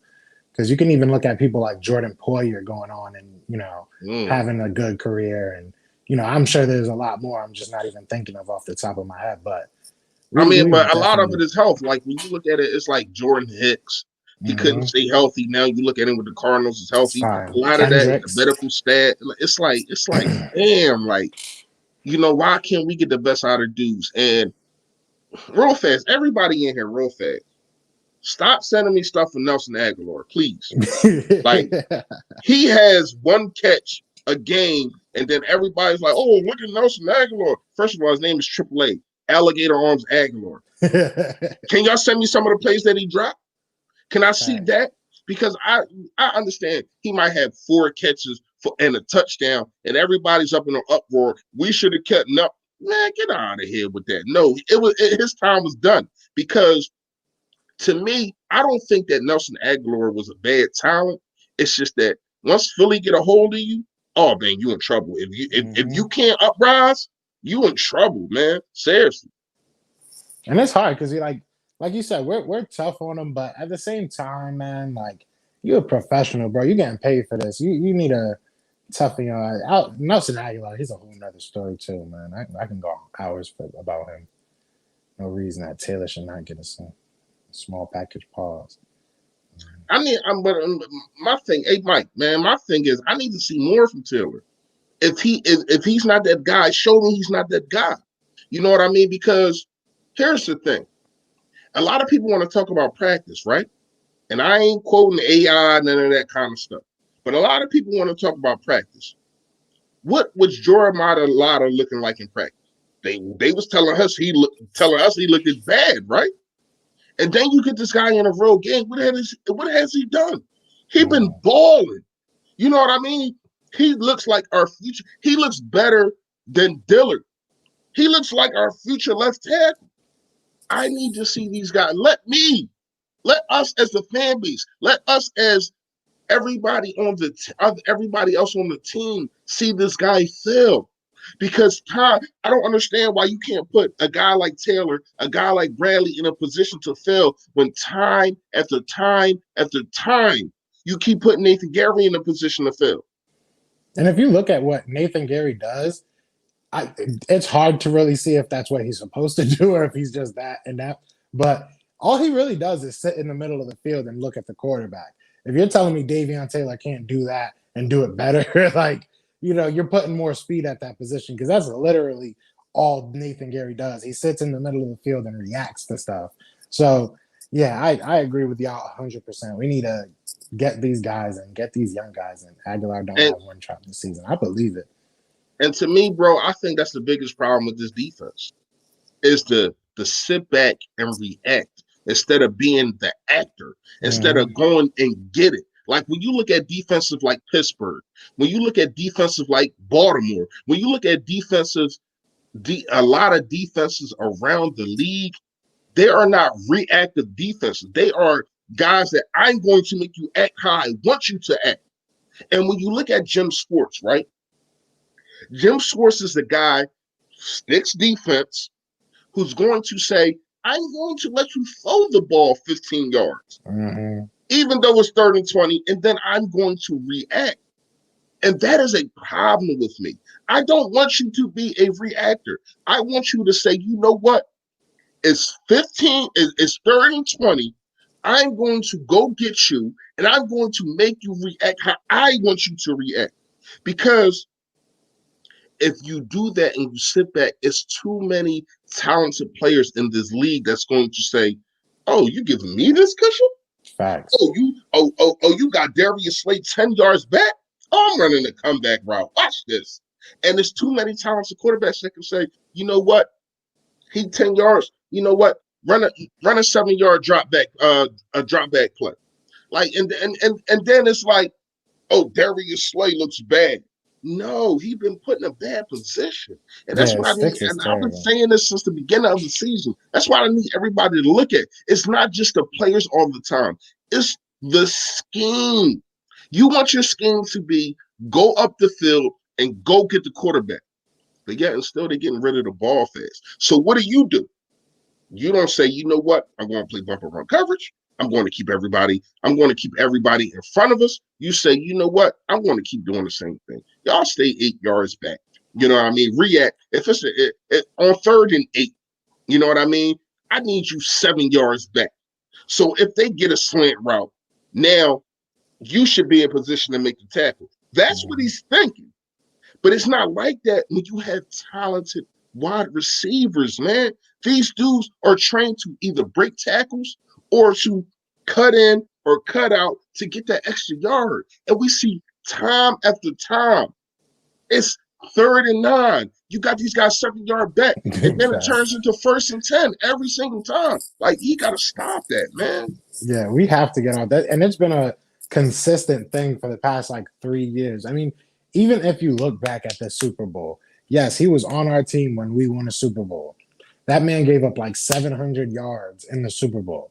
If we would winning the Super Bowl, this is going to sound dumb because it's obvious, but winning the Super Bowl was the best thing that happened for Jim Schwartz because that bought him job security because his defense got torched. Outside of that, those two playoff games, I should say, his defense was not the greatest. And if we're being 100% honest, and then But obviously in the Super Bowl, it was trash, to be honest. His but but but defense but got but but, torched. but here's the thing, and I done had barber. That's really why I kind of like started this page, having barbershop arguments and all that, and people was trying to talk about the Minnesota Vikings. The Minnesota Vikings actually was barbecue chickeners. Like, when you look at it, they went down the field, their first drive, they scored. They was about to go down the field, they was driving. It wasn't like it wasn't like we intercepted the ball. They wasn't at the 35-yard line. They was driving again. And then Chris Long made a historic play. Everything turned around. The next drive, they was driving again. A couple And sacks. then Derek Barnett makes the fumble. You know what I mean? So it's to me, it's like it gets overlooked. Now in the Atlanta game, that was a good defense. That defense stopped him. Yeah, In the Chicago game, a lot of people want to give Nick Foles all this praise. That was a good defensive performance. Definitely. You know what I mean? So when you look at it, it's like, Jim, the things that you do are sometimes. Why can't they be all the time? Mm-hmm. Why is it that when you go against certain quarterbacks, you go against certain wide receivers, it's like, I'm going to do this and I'm going to do that. I'm going to take away this. I'm going to take away that. But then you don't do that in other games. Because when you look at it, like, all through this year, when you look at it, every single person we played then had a career year against us. You look at Cooper Kupp. You look at T. Higgins. You look at Deebo Sanders. You look at last week, Claypool. Career games. Why is it that you can't take that away? If I know that you are barbecue chicken in me, I'm going to turn the oven down. Yeah, fact. Like, I don't understand that. Like, I just don't understand that. And then to have Nathan Gerry on the most lethal, even though Fulgham was cooking, he was not the most lethal wide receiver on the field that day. Claypool was. And you had your middle linebacker on him? Come on, man. That's just bad, man. And Claypool was a lot of like small plays too. It was a lot of, he had that run touchdown. He had a couple of short passes, you know what I'm saying? He had that one big play, but for the most part, he was just cooking us in small chunks, he was just dissecting us. So yeah, that was bad. And like you said, that it doesn't matter what the play call was. If the play call ends up with Nathan Gerry on their best wide receiver, I believe we had timeouts at that point too. Like, call a timeout, do something. You have to figure something out. You can't let that happen. You can't let that touchdown happen. Yeah, shout out to BMORE. It's no way I can keep beating this drum for people to understand what I be saying. A lot of people saying Carson this and Carson that, right? But you look at it, Carson, since he's been in the league, really since 2017, has had the most wide receivers around in and out. You know what I mean? And if you give him a little bit of a number one wide receiver, you see what he do. You see what he did with Alshon Jeffrey and the guy over the top. Now, that is what really makes me so hopeful, because I feel as though with Travis Fulgham, Greg Ward, Rhaegar, Hightower, maybe a little bit of Watson, I don't know how they're going to use him. I think these dudes are the key. It's time to say bye to these old dudes. It's time to say bye to Alshon. Alshon might go on another team and ball. I don't give a damn. Facts. Deshaun Jackson might go on another team. He might go to Kansas City and look like the second best player to Tyreek Hill. I don't give a damn. It is time to change the guards. It's a changing of the guards, man, and it's looking like that. And I'm not trying to hear these reports that and I ain't really feeling what Doug was saying in his press conference. He basically said, Fulgham, if Alshon and Deshaun Jackson come back, Fulgham got to take a step back. Yeah, What have you been seeing on the field? Facts. What have you been seeing on the field? Because in 2 games, Fulgham has done more than Deshaun Jackson has done in 2 years. What are you thinking? Like, I don't understand it. I really don't get it. And maybe it is coming from the top, saying I paid this guy $22 million. I paid this guy $17 million. You got to make sure that they play. No, how about we win? Yeah, that's what it all should narrow down to. Put your best players on the field to make sure that you win, man. Yeah, I think it's a little bit of money, and I think it's a little bit of the, these guys are homers. They've admitted it. You know what I'm saying? They said that one of their biggest faults is caring too much about the player and connecting too much, having that family bond.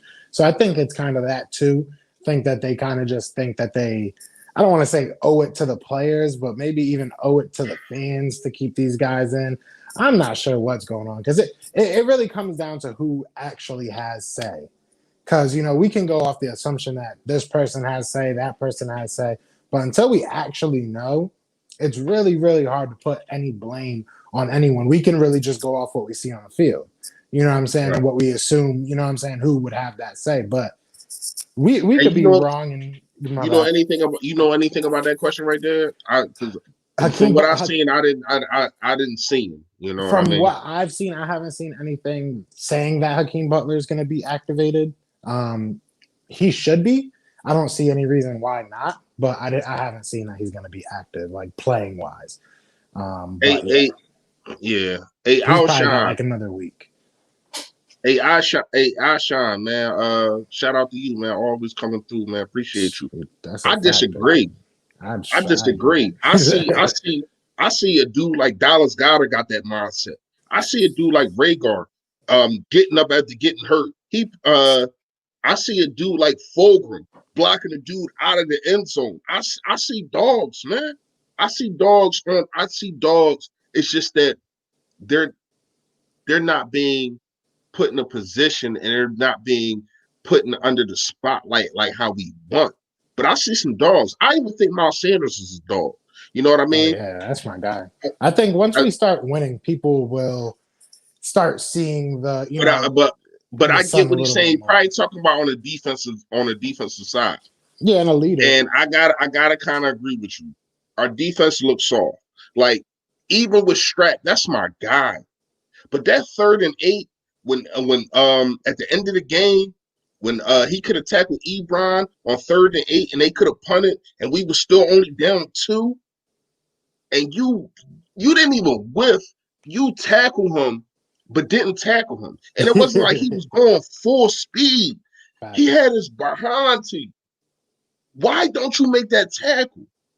Now, what I can say is I think Darius Slay has that mindset. Did you see that tackle in the beginning of the game? Oh, yeah. But Darius, like that. Slay been the only guy on our defense that's actually been playing. I wouldn't even say up to his potential because the positions we put him in doesn't allow him to do that. But he's been playing the best he can in the position he's been put in. So, I mean, he's been the only person. I think John Sweat been balling too, though. You're right.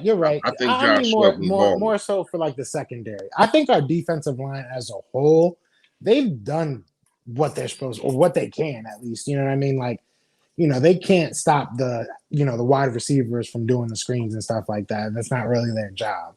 We need to ask our cornerbacks and our linebackers to kind of do their job. So, right. It is what it is. But they've created pressure. You can't say they haven't. So, yeah, I mean, I definitely agree. Josh Sweat has been a dog.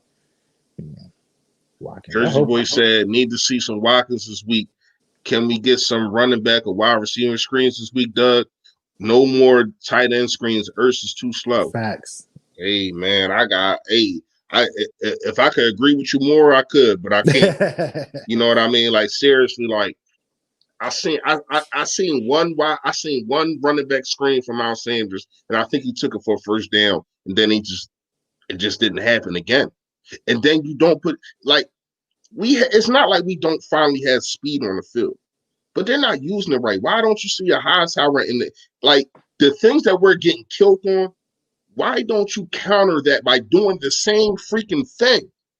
Like we're going against aggressive defenses that crash down on one side. Why can't you do what they're doing to us? Because it's the Exactly. same way with us. We crash down on a run. We try to stop the run so much. So does Pittsburgh. Why the heck can't you do an end around? Why is everything so manila? And I did see some different kind of not schemes, but some different kind of positions to where as though they had Zach Ertz in the backfield. But you know why? That's for him to block. Mm-hmm. Why can't you have that for him to get outside? Why can't you have another guy in there for him to get upfield? Like I'm not understanding. Like, all right, you want to protect Carson Wentz? That's cool. I ain't got no problem with that. But at the same time, protecting him is getting the ball out of his hand fast and getting it into your skill position players and let's see if they can make a play. You know what I mean? Because even though Carson Wentz had his best game, really, when you look at the offense, what was he doing? It was pitch and catch to Travis Fulgham. That's Yep. really what it was. When you think about it, it was no run game. It was no screens. It was no tight end play. It was pitch and catch to Travis Fulgham. It was nothing special. What was special was the throws and the catches that was being made. But when you look at it, it was like, dude, like, And are we we playing? kind of balled against that Are we playing defense. in the backyard? Like Facts. we playing in the backyard right now? It looks like 7-on-7, and we just playing in the backyard, bro. What you think Facts. And about that? we kind of balled on that defense, man. I mean, if in hindsight, if we would have won that game, people would have been like, all right, the Eagles offense was clicking. Okay, the defense held them, It would have been a different outcome. Obviously, it would have been a different outcome, but it would have been a different perspective. But the same thing would have happened. Our offense did not do poorly in the grand scheme of things. If you put up almost 30 points, you kind of hope that your defense can stop, what I'm saying, the offense for less than 30 points and win that game. But nobody's put up 30 points on Steelers this year. So we have to take that. He said, we're not going to touch it. Josh But, Norman all right. I'm and gonna talk about. Orbit. He did that I'm gonna, Soldier Boy U. I'm gonna talk about it real fast. Hey, B-boy, this is what you want. I'm gonna talk about it. It was one of the most embarrassing things I ever seen in my life. Other than the dude from Pittsburgh, the tight end from Pittsburgh, like 2 years ago Oh, when he stiffed armed yeah. for one. I I haven't seen a stiff arm that bad since then. You know what I mean? Like that's top 5 stiff arms. Like, and the crazy part, what makes it so bad, bro, is the fact that how much ish Josh talks. You know what I mean? It's like he sits there and he says this and he says that, but he hasn't really done anything since he left Carolina. You know what I mean? He had the situation with Odell Beckham and they was out there doing all that kind of goofy stuff. And for you to get punished, yo, it looked And that like was bad. it looked like his jersey left Earth. Like oh man, yo, that was one of the funniest things Yeah, my I man's hit ever like a seen. slip and slide on the And I side or ain't see something. it live. Somebody sent it to me. Somebody and it's crazy. Like my phone be going crazy on Sundays. Like when I say my phone go crazy, it go crazy on Sundays. So I don't really get into a lot of things until Monday morning. So this Monday when I'm strolling through my phone, I'm like, Josh Norman. I click on it. Yo, when I seen that stiff arm, I said, oh my gosh, man. Time to get off the internet for a second. Yeah, oh my gosh. That's crazy. Oh my God, Quez ain't getting that many snaps. He's not. I think Quez got like 3, 4 snaps. Like, you know what I mean? But what I can say is the position that he probably was playing was probably where Fulgham was at. So and Fulgham was balling.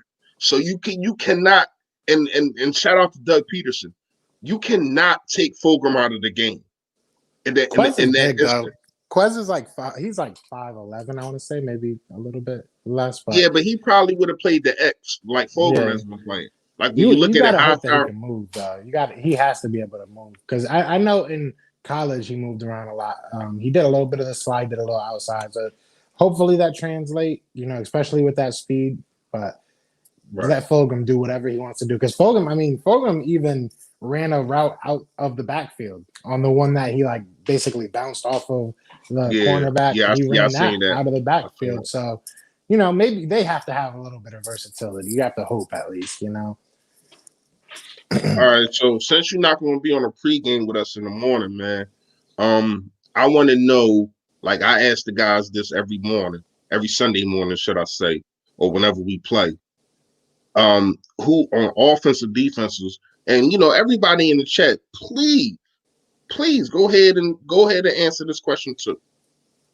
Who is going to be your star player? Who is going to be your X factor star player, whatever you want to call it, the standout guy on offense and defense. I think on defense, on defense, I want to say Javon Hargrave. And the reason why I want to say Javon Hargrave is because I think he's going to be a major factor in holding their running game aside from Lamar Jackson, because they still have Mark Ingram, J.K. Dobbins, Gus Edwards. They still got a couple of running backs that they handed off to. So I'm looking for Javon Hargrave to kind of lead that defensive line and stop that running game, and then let the rest of the team worry about Lamar Jackson and the wide receivers. As far as our offense, I'm gonna say that Ertz makes it back this game. I think Ertz is gonna I don't want to say he's gonna show out, but I'm gonna say that he's gonna play this game. I would say maybe 5-6 catches, a touchdown. I think a little bit more Ertz like this game. So I think if he can kind of show out a little bit, he'll take a little bit pressure off the rest of the team, and he'll be a big part. If he can have a good game, I think we'll have a good chance of winning this game. He has to have a good game. Yeah. And that's why I laugh, because it's like, I mean, I'm not gonna give my man. Y'all gotta check out the pregame for that. You know what I mean? But Ertz has to have a big game, bro. Like, I'm tired of seeing this. Like, he got 124 yards, no Mm-hmm. touchdowns. That's it. Travis Fulgham has more yards than you in 2 games. Dallas Goedert got like 113. He only played 2 games. Like, Mm-hmm. when you look at it, like what are you doing?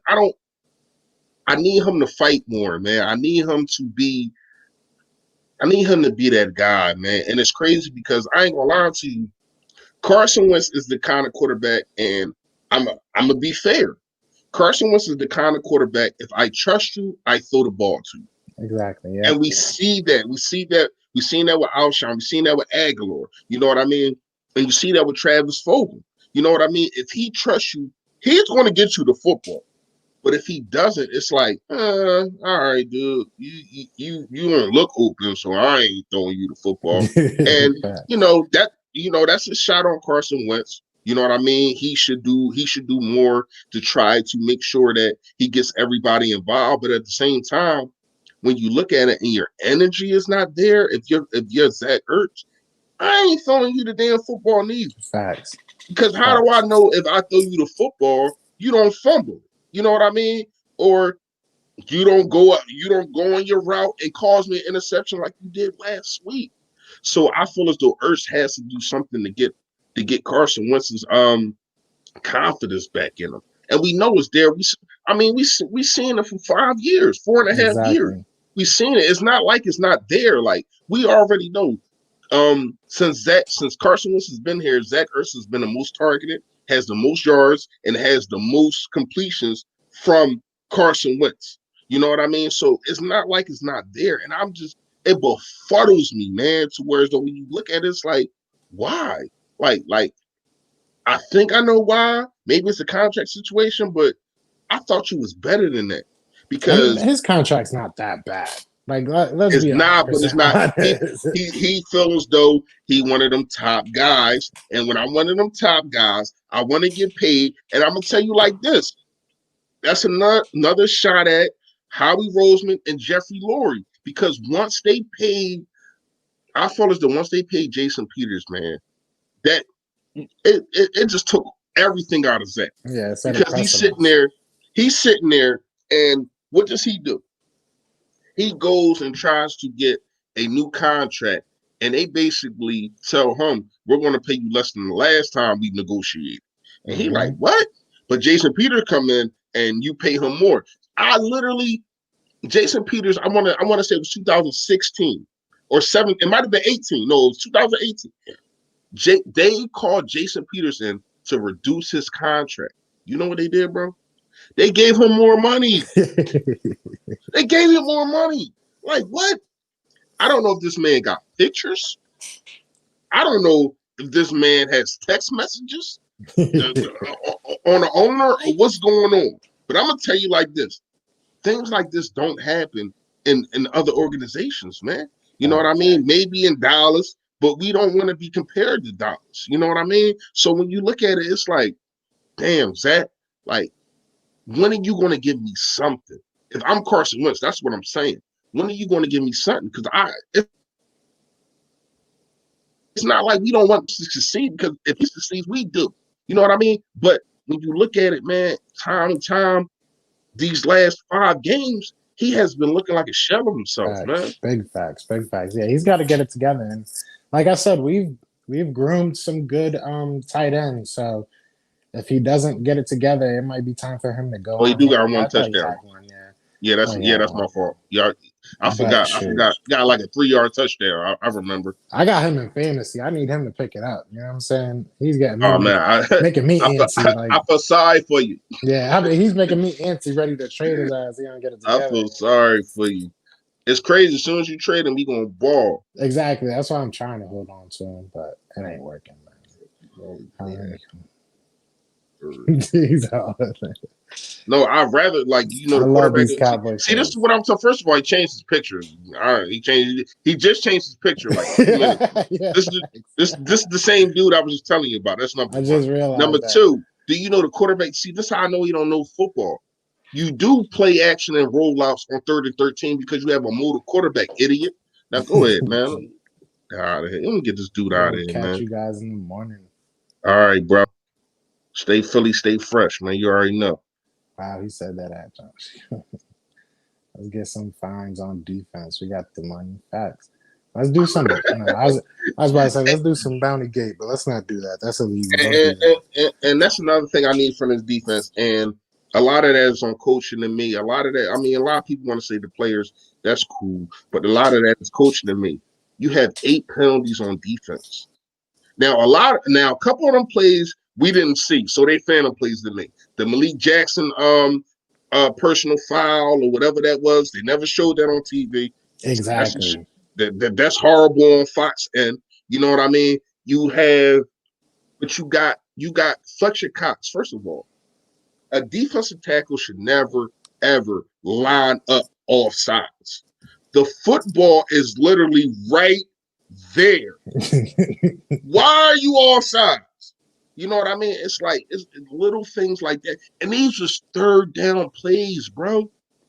These go from 3rd and 9 to 3rd and 4. Mm-hmm. So now you want to go hunt, you want to go eat, but you can't now. Exactly. Because We now gotta they stay in back. 3rd and 3, they in 3rd and 4. Like, discipline, man. This team didn't used to look like this. I don't, it's, and to me, I'm going to keep saying this, bro. It starts from the top. Facts. When you look at it, man, if your coaches are beefing with your front office, how the players looking? First of all, whose side I'm taking? Because I know the front office want to pay me, but I know I gotta, for me to get paid, I gotta play, right? So Mm-hmm. now whose side am I taking? That's number one. Number two, it's like, well, if they beefing and it ain't no type of structure, where's the structure at in the locker room? You know what I mean? Where's the structure at on the field? And we see that week after week. Like last week was a testament to that. 8 defensive, like, come on, when did we do that? Like, I understand we might, first of all right, I'm going to say 7 because that play against Darius Slay, that, Yeah, that oh was my, atrocious. A Like, couple of those plays were atrocious, but I mean, yeah, it on is our what it end is. too, You got though. to be Like, more a couple of them disciplined. helped us too. Like the Claypool Yeah, touchdown, that was bull crap. You know what I yeah. mean? Yeah, that officiating, I ain't gonna lie, man. I don't ever want to see them officials again, man. Like, Facts. horrible. That Facts. officiating was horrible. They won't be officiating the Super Bowl, I'll tell you that. But um, you know what I mean? We've been in here for an hour and 40, man. Me, Hey, man, I we go. was chopping. We was chopping it up. I like it though. It was fun. Hey, me, I go though. I ain't gonna lie to you. So whenever you ready, man, let me know. Like I go, man. I ain't gonna lie, especially Saturday nights, man. Everybody, well, most people in here, they already know. Like usually, like we used to add the BBP on Saturday nights, and sometimes that drawing would be like 3 hours. Like we used to go, man. Like Yeah, I ain't gonna I lie. don't Like got three doing this hours right in now, I kind of miss that. You know what I mean? me. I ain't gonna lie. Like doing that, I kind of miss that. But we kind of switched it because of the season started. We want to do the Facts. pregame and a post game, and I mean, you know, it is what it is. But this right here, this you know, this is where everything really started, like Saturday nights, man.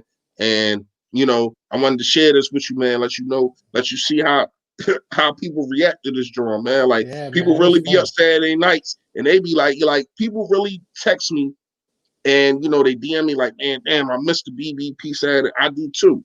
I do too, y'all. Like I ain't gonna lie to y'all, man. But I'm gonna ask you this real fast, bro. Like to you, if it's a list, who has to go?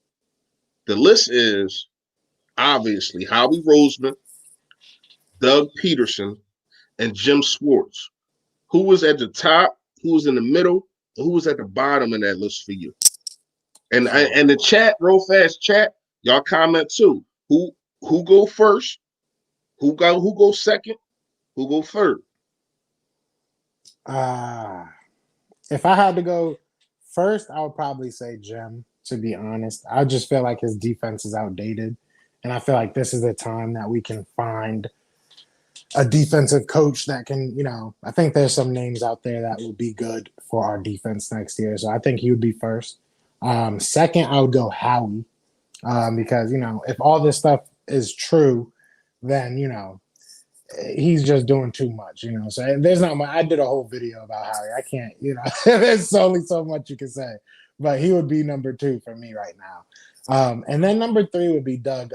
To be honest, I think Doug is probably the least of my concerns. I think he needs offensive coordinators, and I think he needs to kind of give up the reins a little bit on play calling. He has things to fix, but it's very hard to find a head coach. It's very hard to find a leader of men. You know what I'm saying? It's a lot easier to find good offensive coordinators that can help your coach.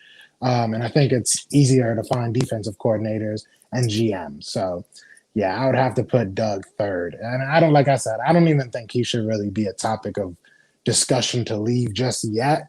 If it gets really, really bad, then that's different. But as of right now, yeah. So number three, I would go, or number one, I would go Jim, then Howie, and then Doug. That's how I would put it. I kind of agree with you if I had to pick. My thing with Doug is I just need you to give up play call. Yeah. I need that like if you don't want to do that, you're at the top of my list. Or Like to me. listen to Deuce. There's no way you're telling me Deuce does not want you to run. You know what I'm saying? If he's the assistant head coach and he used to be a running back for I think 11 years, you're telling me he's But not it ain't upset that you're just passing it? it ain't just running to me, bro. It's No. situational football. Like like at the end of the half, it's like a minute and 13 seconds left. You haven't run the football really all half. You run the Facts. football with Miles Sanders just to burn a timeout. No, Why? facts. It's true. Like Very true. everybody wanted to get on Hightower for not getting out of bounds. He shouldn't have. Rookie mistake. But Doug, you're not a rookie head coach. You don't make that mistake. You kept Facts. having Carson Wentz throw the football, throw the football, throw the football, all had. And now you want to run the ball? Oh, you thought he was going to catch them slipping again, huh? No, like I don't understand that. You know what I mean?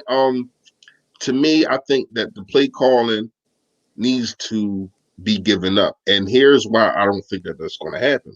So Doug might be at the top of my list. Doug power. That's his only power that he got.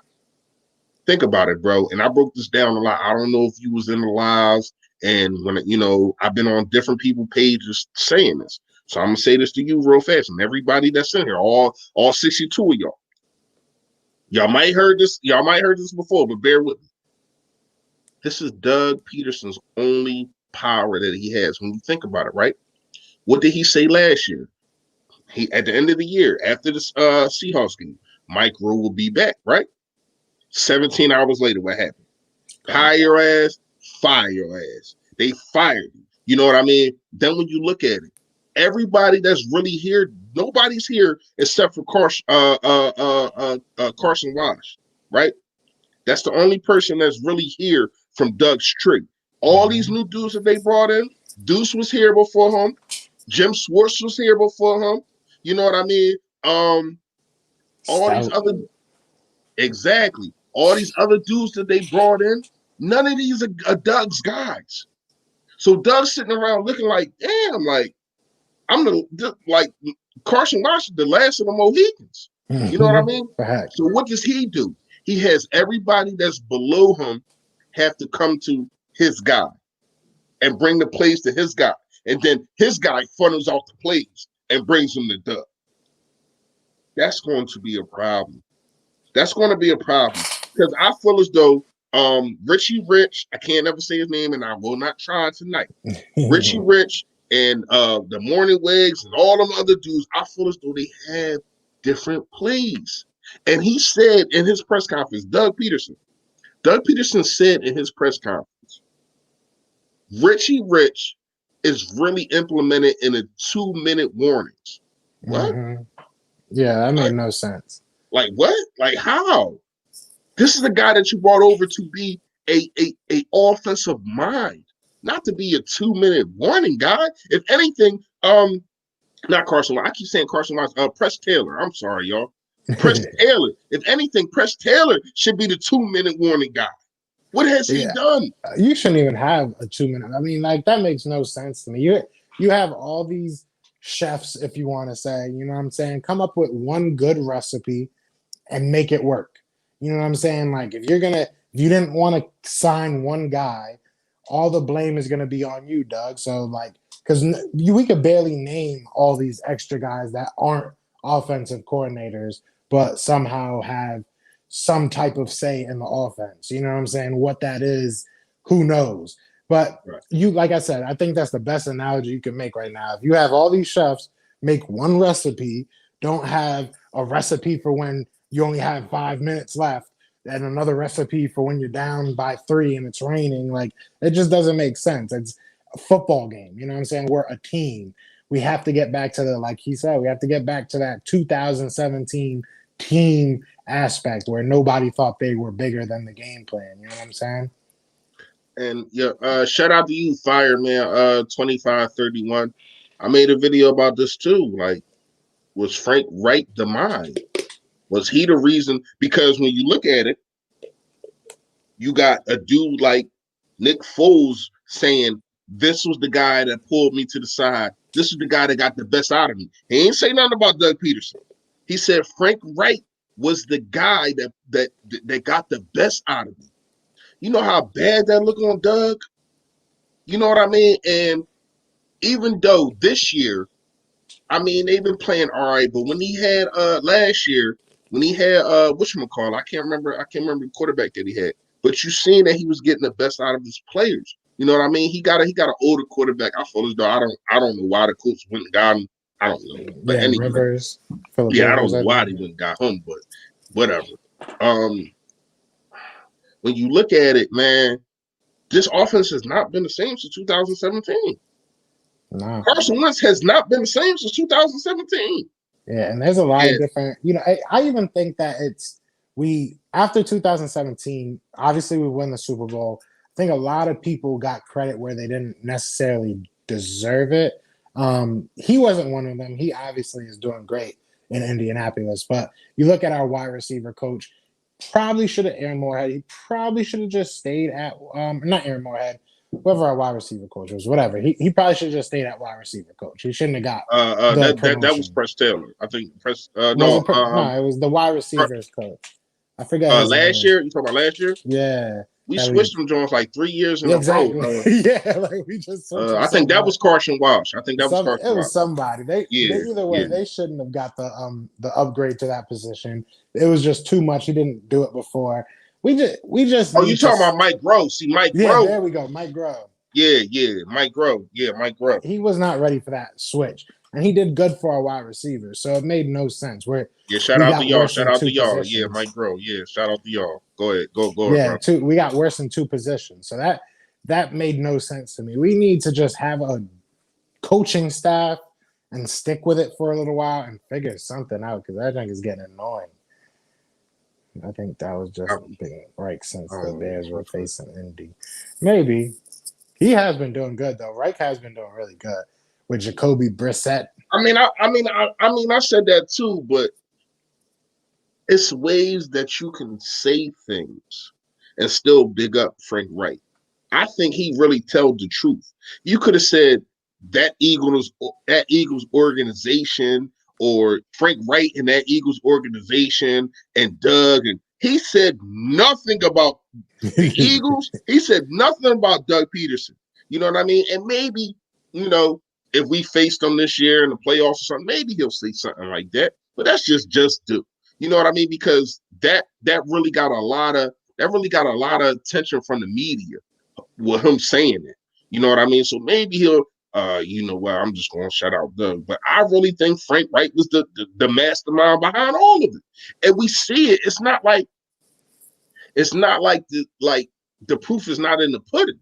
Mm-hmm. You know what I mean? When you look at it, this offense has not been the same. Now, give or take, you know what I mean? We have not had the same wide receivers. And we don't have LeGarrette Blount or Jay Ajayi or Corey Clement at his prime.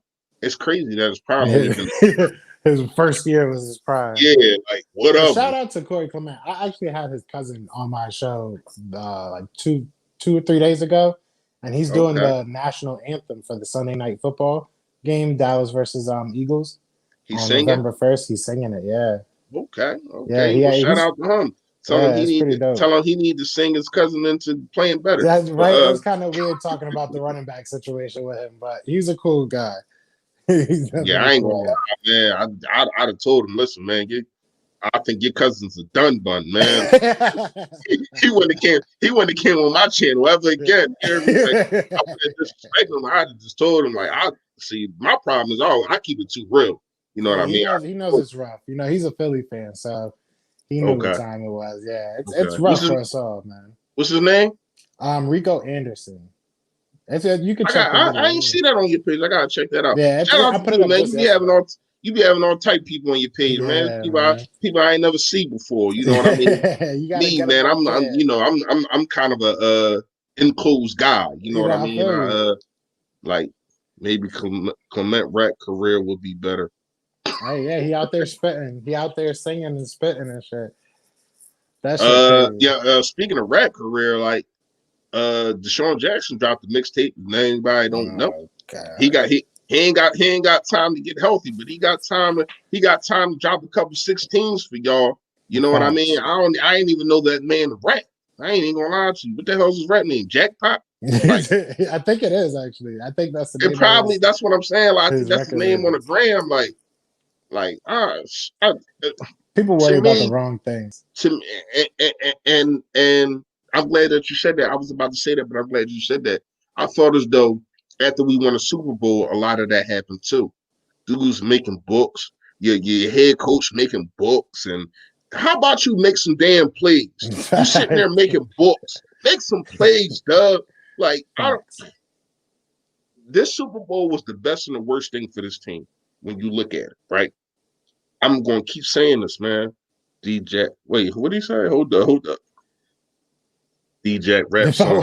If I was live from the injury report. Oh man, that's my guy, man. Bill Hope, man. I talked to her for hours, man. We be busting. That's my dude. But my thing is, right, when you look at it, man, it's like 2017, winning the Super Bowl was the best and the worst thing. You look at it, the way we won it with a backup quarterback and all this kind of stuff. You got a guy coming back. It's like they just forgot about Carson Wentz. It's like they forgot about that he went 11-2. It's like they forgot about that he won a division on a torn ACL through a touchdown. It's like that he forgot about he basically got the number one seed on the torn ACL, and it's just like everybody. Nick Foles this, Nick Foles that. You know what I mean? He comes back. He's still injured. He comes back too early. They make a statue. He got to go. He still has to pass the statue every single day, which Facts. I feel as though should have been torn down or been move it somewhere to move. Excuse me, I was about to cuss. Move it somewhere the hell else. Why does my franchise quarterback have to walk by a statue of his coach and another quarterback who's been stinking it up since he left? I don't understand it. I don't get it. But when you look at it, it's like once that happened, right? Once we won, once Carson Wentz came back, was still injured, hindering the injury, doing this and doing that.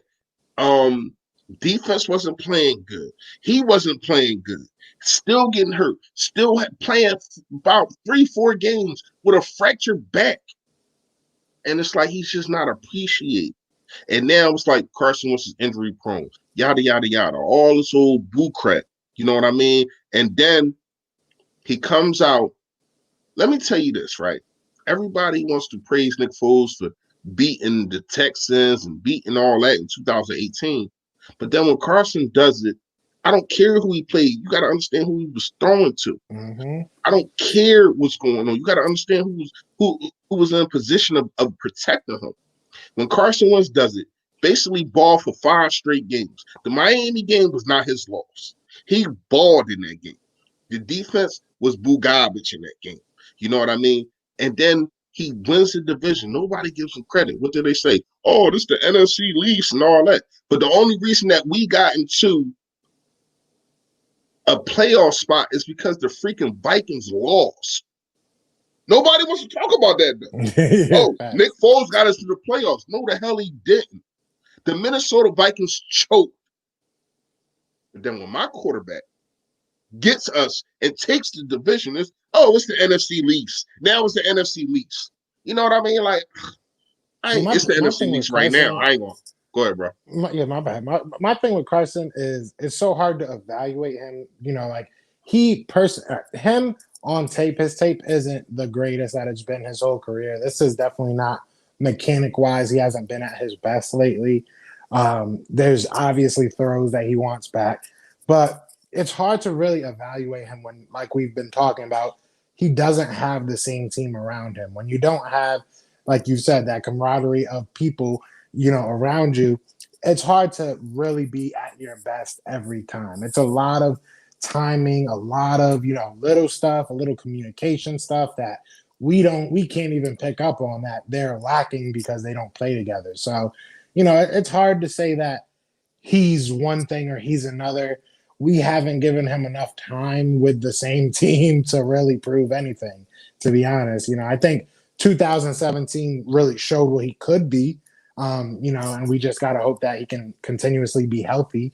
Last year was a big step towards that. So we just got to hope he's going to figure it out, man. Yeah, Doug has been tripping. Hey, Dad, I just missed the comment. I just was on the hold up. That's another thing with the power struggle. Shout out to Kevin Bacon, man. Shout out to all of y'all still in here. Whole 70 still rocking with us, man. Damn, that's Appreciate crazy. y'all. Build that gang, man. He said, I wonder if Howie knowing that if it it was Frank that got us the jewelry is the reason why he doesn't respect Doug. Here's the thing, and I'm glad you brought that up, Kev.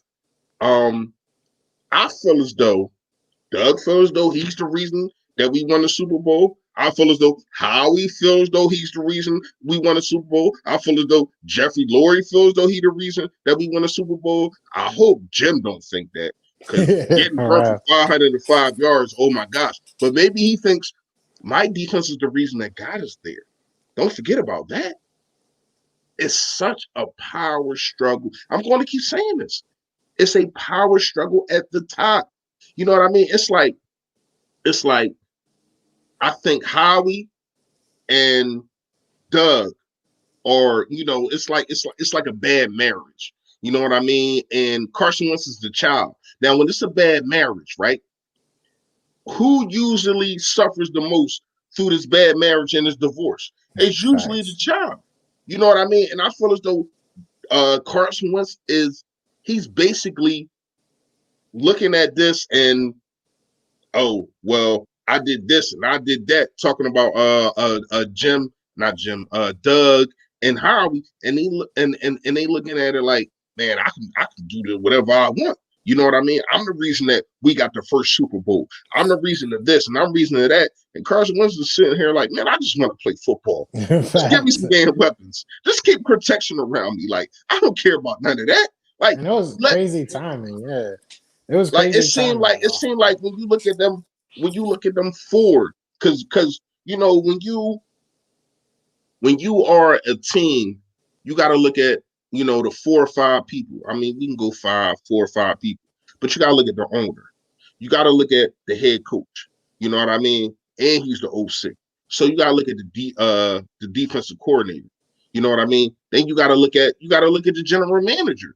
And it's like, out of them people, it feel like he's the only one that's hungry, because he feel as though he has a ring, but he feel as though I didn't win a ring. And you see this dude, man, no matter who they put around him, no matter what's going on, do he F up? Yeah, he do. But I feel as though sometimes a lot of that is him trying to do too much because he knows that he has to, because of look at what's going on around him. Definitely. Like how you want to talk all this crap. Why didn't you go get Hopkins? You know what I mean? You want to go get Hargrave, but you don't want to go get Hopkins. Why didn't you go get Darius Slay, but you won't keep a Jordan Howard? Like, Yeah, and Howard's doing nothing right now, which is weird. He's doing literally nothing in Miami. They should just give him back. That ass. man, we could use him right now. But you know what it is? You know what it is? It's his compensatory picks, bro.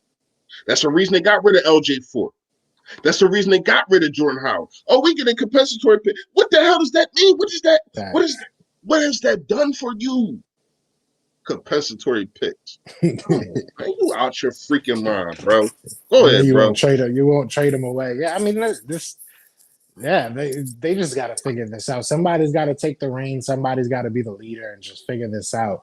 Hire Joe out. He did. I mean, Joe got a better job offer. It's kind of hard to say. Yeah, no, he ain't running him out. Yeah, he get paid. He the man. He the man there. Even though I don't know what the hell going on over there, but it's crazy to think that Howie, if you really look at it, Howie, Jim, Doug, they all came out to get together. You know what I'm saying? 2017, they all kind of were the face of the franchise. Or in 2016 they were, and then they won in 2017. But so now it's kind of weird that you would think that they would just bond together over winning that Super Bowl together, because they kind of did it together.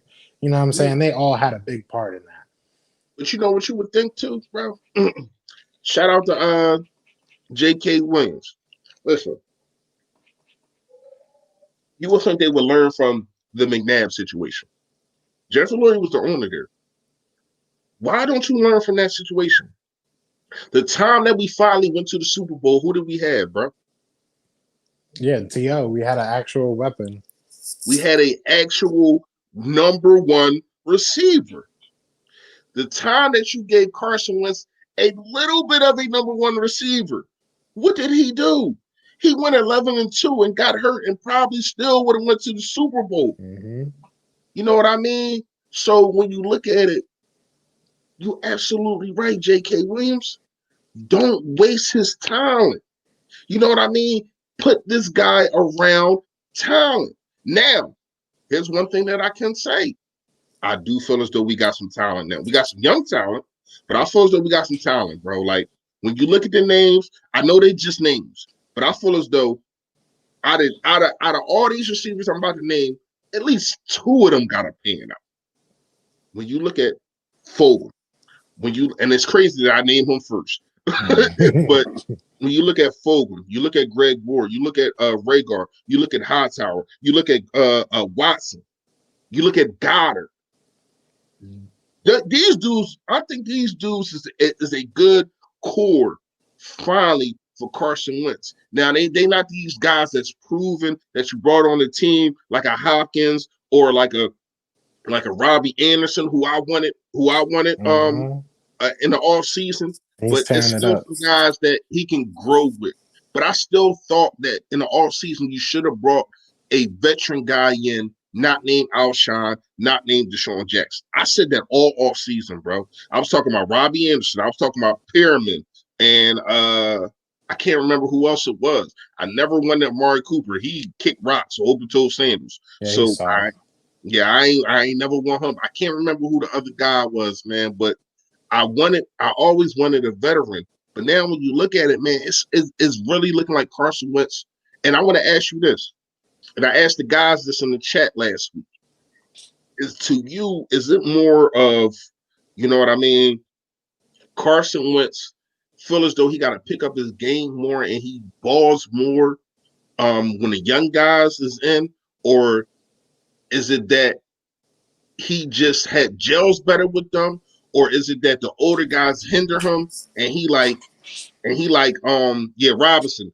Dad, Mike, you still in here? Shout out to my guy, Mike. Hold up, bring him up. I forgot I can do that. I'm a Oh moderator. damn. My guy, man, Philly Talk Podcast. You ain't sub him up.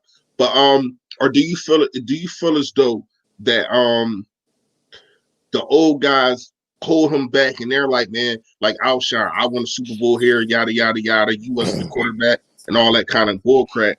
And it's like it kind of hinders him and he doesn't step up to the plate more because he feels as though these guys are the veterans, or is it just that he don't gel with them dudes? You know what I mean? I think our vets, honestly, I think our vets give up on the plays quicker than our young guys do. I think, and a good example of that was, I want to say it was like his first or second catch that Travis Fulgham got in the last game. You see him and Ertz kind of basically break off their route and do the same exact thing and make themselves available for Wentz. And that's why Ertz is such a big target for Wentz, excuse me. And that's why Travis Fulgham is becoming a big target for him. That's why Greg Ward became a big target for him because they make themselves available. It's not always about finishing the route, and then if it doesn't happen, it doesn't happen. Sometimes, especially with Carson Wentz, he gets on that, scramble drill, and sometimes the wide receivers just either are running away from him or not paying attention to their quarterback and helping him out. So I think it plays into the younger guys, knowing to kind of run around with their quarterback because they're used to that more in college. I don't think Alshon's really from that tree anymore. He's older. Deshaun Jackson too. He's usually 50 yards down the field. You know what I'm saying? So it's hard for them to come back to the guy. But you see it with guys that necessarily don't have the biggest speed or have the biggest name. You know what I'm saying? You just see that hunger. So I think it's a little bit of both. Who's the left guy? Or am I on the left? It's Joe Castro, Philly the podcast. Check me out. But yeah, I think it's both, but I think it more leans towards the wide receiver that knows what the heck they're supposed to do, like a Travis Fulgham that comes back to their quarterback. So Right. I don't think it's a young or old thing. I think it's just a mentality, and knowing that part of the football that you have to come back and help them out. So that's really what it is to me, to be honest. I said, Yeah, I kind of I kind of agree with you, and like I said probably about an hour ago. Um, it's the will. You see Carson Wentz if he sees the will in you to win, because it's a reason why he had rapport with Greg Ward. He throws the ball to him. He go gets it. He doesn't wait for the ball to come to him and it gets smacked out his hands. Then he goes over to he should have threw a better football. No, go. How about sometimes I don't care who you are. I don't care if you're Patrick Mahomes. I don't care if you're Tom Brady. I don't care if you're Aaron Rodgers. Sometimes a wide receiver has to make a better play than a throw that's thrown to him. And mm-hmm. we have not really seen that until Travis Fulgham, because some of them throws are not dime throws. But you know what make them look good is because the wide receiver is willing to sacrifice his body and go up and get the football. And you see that all through the league. But you don't see that with our wide receiver. You know what I Mm-hmm. mean? So that makes Carson Wentz look bad. You got a dude like Drew Brees who really not playing that good without his number one. You know what I mean? When last year, when Adams was out, Aaron Rodgers wasn't playing that good. You know what I mean? You see what Deshaun Watson looked like without a Hopkins. You know what I mean? We see what when you look around the whole league, man, and you see these number one receivers, it's a reason that they're number one receivers.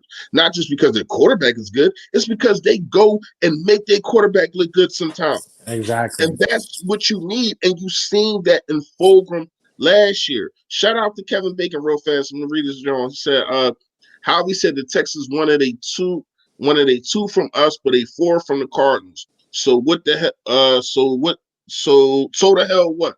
You bust a second round pick every year. I'm gonna say every year other than the Dallas Goedert and Miles Sanders picks, but yeah. And you know what's crazy?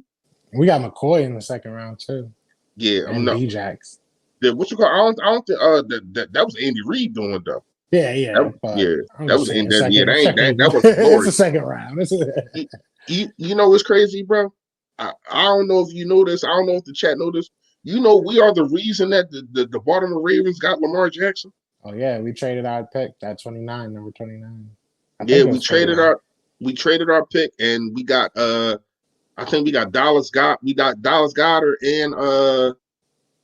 ah Or we JJ, got or was it Miles. JJ or Miles? It was It was Miles. Miles. We got Yeah. we got JJ. No, they ain't come out the same draft. Miles Nah, came but I out think it last was the year. next year. I know. I Miles think it was no, that. Miles came out. No, it was I can't remember who. I know we moved to the second round. I can't remember who we got. uh Was it we JJ? moved That back. would suck if it was We JJ. moved back and we had 2 second-round picks. It wasn't Miles though. It was Dallas Goddard and it was somebody else. Was it Dillard? It might No, have we got been. Dillard in the Nah, first because round. We got Dillard in we the first. moved up for Dillard. I can't remember. I had it in my head. Now I can't remember, man. It's getting kind of late. But damn.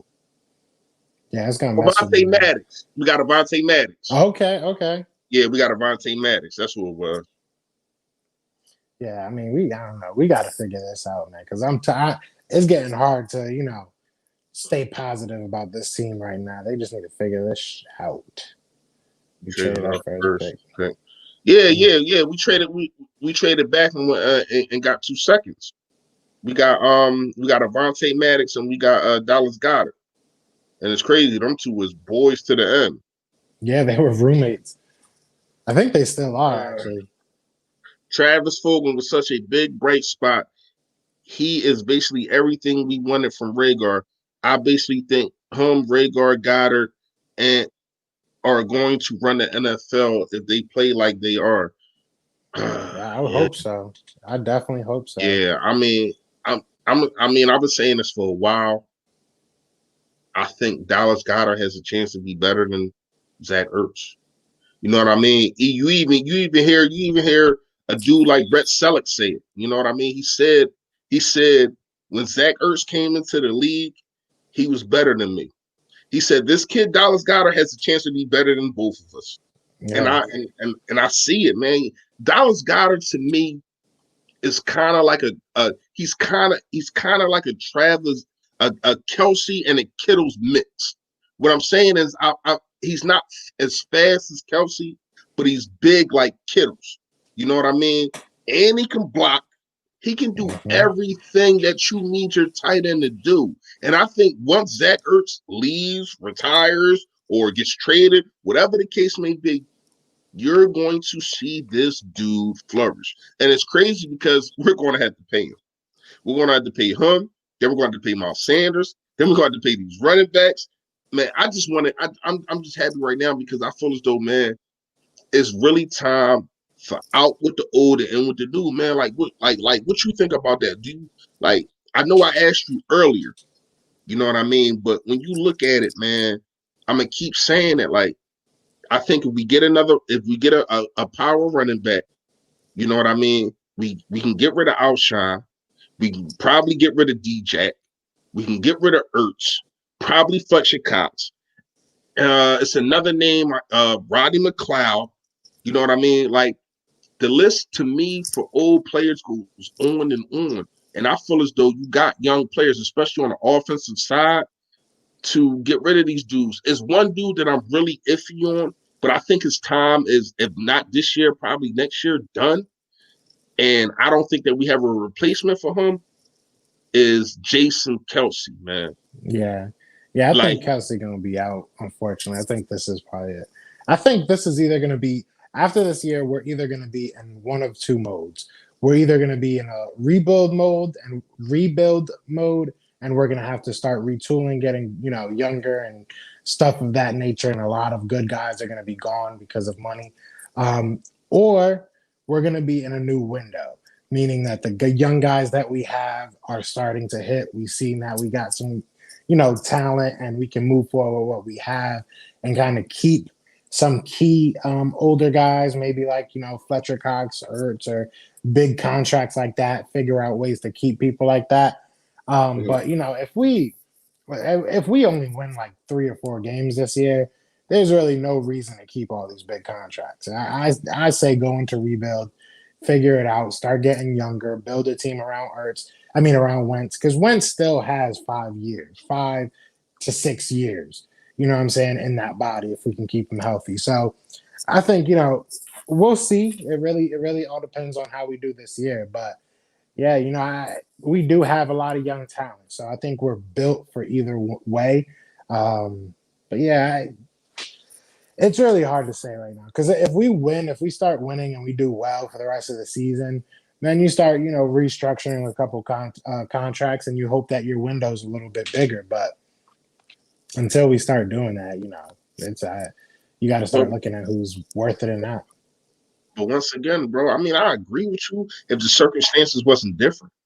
Once again, once you bend the knee for Jason Peters like that, it's kind of hard to get other dudes to reconstruct It their is, cut. yeah. Not only that, I mean, if the rumors and my in-source is true, which he usually, you know, he told me that Zach Ertz reconstructed his contract 2 or 3 times, and they kept telling him that they was going to pay him. So if you do that and you see other dudes, you know what I mean, and you see other dudes looking at that like, yo, like, why would I reconstruct my contract if you not going to do what you say you're going to do? You know what I mean? But I'm not sure. This is just a source that was telling me this. You know what I mean? So my thing is, I would get what you were saying with the reconstruction contract if it wasn't this situation as right now, meaning a Jason Peters situation, to where as though it's like, oh well, how you pay this dude? First of all, you pay him to sit on the damn sideline. Like Facts. I don't understand. I ain't gonna lie to you. That was the dumbest move in so many years to me. And we talking about Jalen Hurts.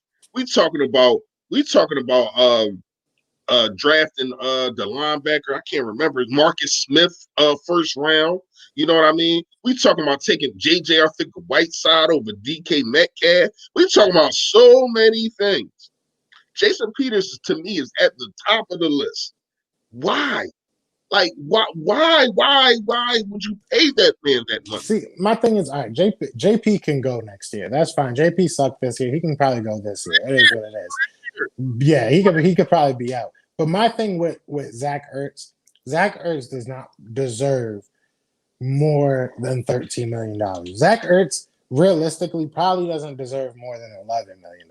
And my reasoning for that is because you guys should be excited for Sean Bradley to start him out and Duke's hurt. But yeah, I'm hoping Park starts, and I'm hoping freaking whatever Nate Gerry doesn't. But either way, Zach Ertz does not deserve that money, and the reason I say that is because he's not what this new breed of tight ends are. There's a lot of speed at the tight end position. There's a lot of run after the catch at the tight end position right now. That's not him. He's a great possession tight end. He's a great possession tight end. I love the guy. But once you lose a step and you're not that fast to begin with, you know what I'm saying? His route running doesn't become that crisp anymore. I'm not saying he's there right now.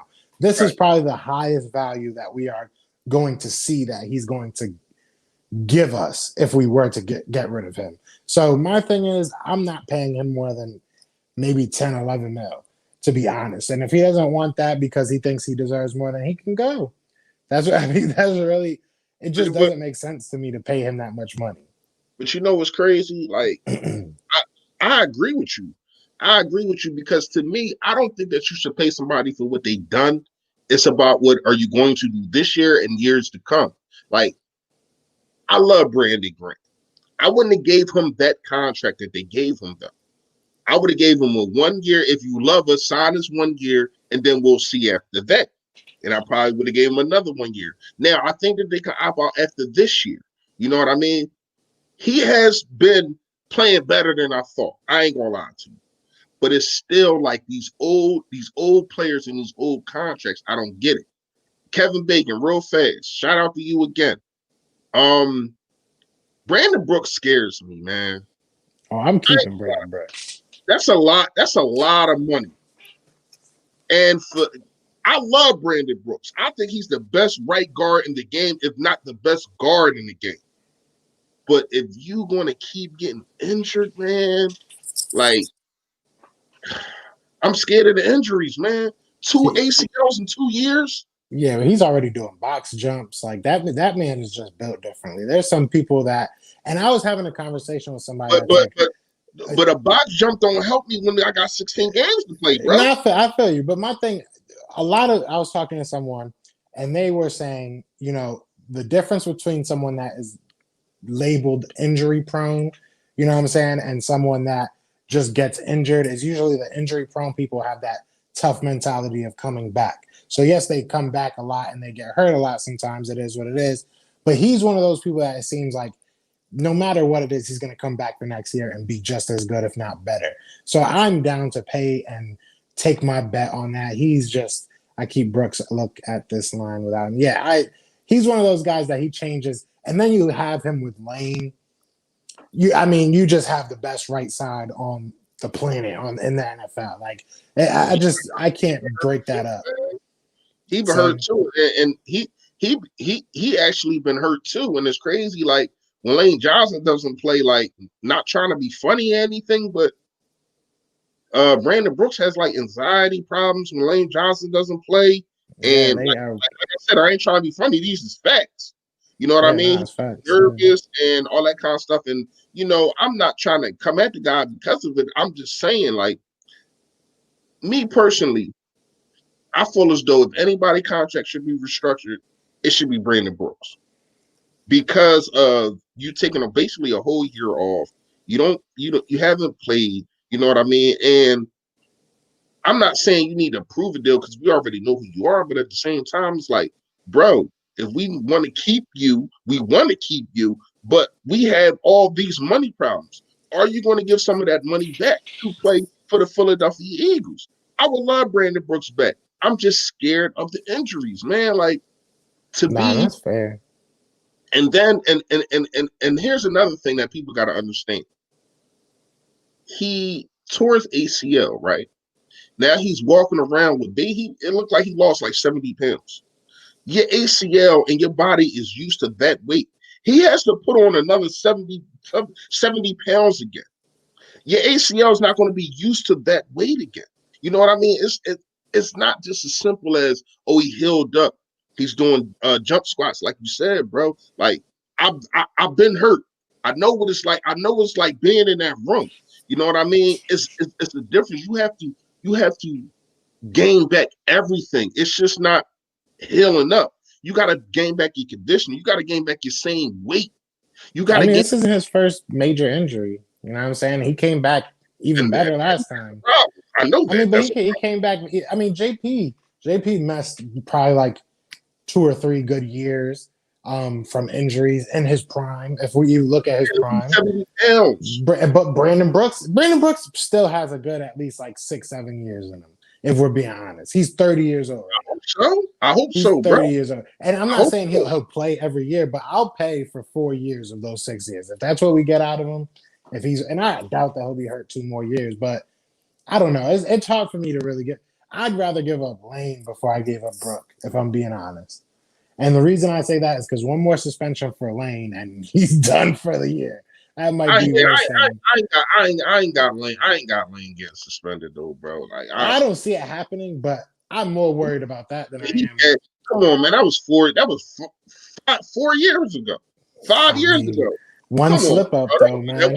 One Out? slip up, man, and that boy's out. That one slip out, that boy's out of here. I mean, it hasn't happened, thank God, and I don't think it will happen. But I mean, it's a real thing. You know what I'm saying? That he definitely has that hanging over his head.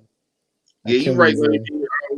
What I say, ACL? Yeah, he definitely, that's what I was thinking. Yeah, but yeah, I know what you was talking about. Yeah. But yeah, I mean, it's hard to say. Jason Peters tore both Achilles tendon in different seasons and returned to all pro form. I'm not saying that can't happen. I never said that. It still scares me. Everybody is not the same person. Definitely. You know what I mean? Obviously, but I like I like Brooks, man. But I'm just looking at contracts, bro. That's the only thing. That's the only thing what I'm looking at is these contracts. He getting paid healthy this year to sit down.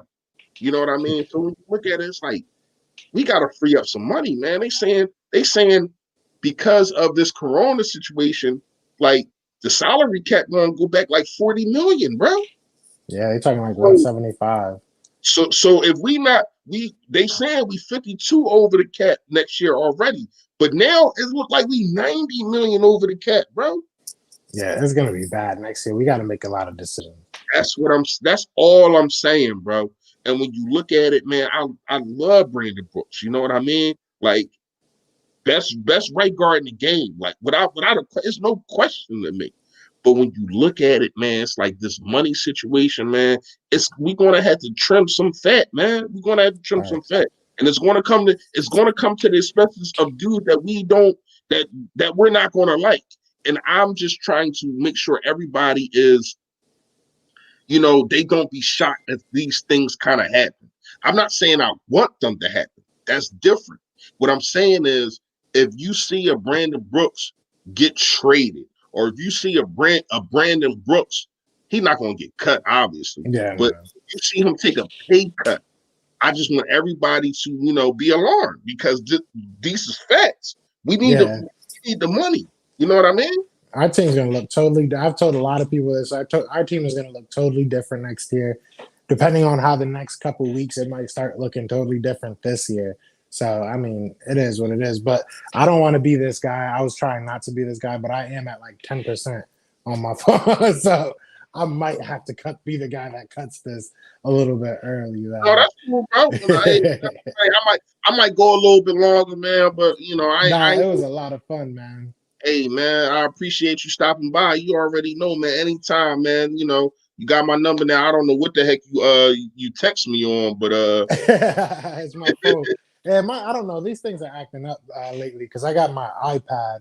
So now my emails just came up when you text me. I'm like, it's weird. I gotta figure this thing out. But we're gonna definitely link up. I'm gonna try and get you on my channel next. That's the next. Hey man, I'm already willing, man. I'm already willing. I'll probably be on for another half an hour or something. Talk to everybody in here, man. See, I already check everybody's temperature. I can dial in more to the all that, man. Exactly. But like I said, man, God bless. Thank you so much for having me on, man. Appreciate you. Yes, sir. God bless, bro. I'll see you around. All right, bro. Yeah, y'all. Y'all. It's just us now. What's going on? I'm trying to talk about in general, man. Appreciate my guy coming on the food, man. That was love. He showed me 2.5 hours, man. A lot of people can't really hang with the general like that. You know what I mean? What y'all talking about? What y'all want to know? For all those who want how we going, be patient is coming. Solo Bolo, what's going on?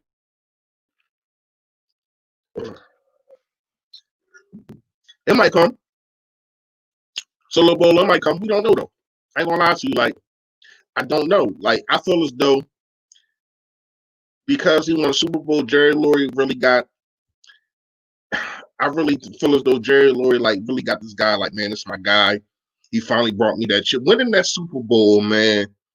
saved a lot of people jobs. Like if we didn't win that Super Bowl, it's a lot of people that would be fired right now. Like in the middle of the season, probably. You know what I mean? But the fact that we won that Super Bowl, man,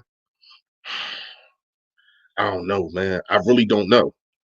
Dudes that you want gone might not be gone, man. Howie has honestly did more this past draft, except for the second. Hey,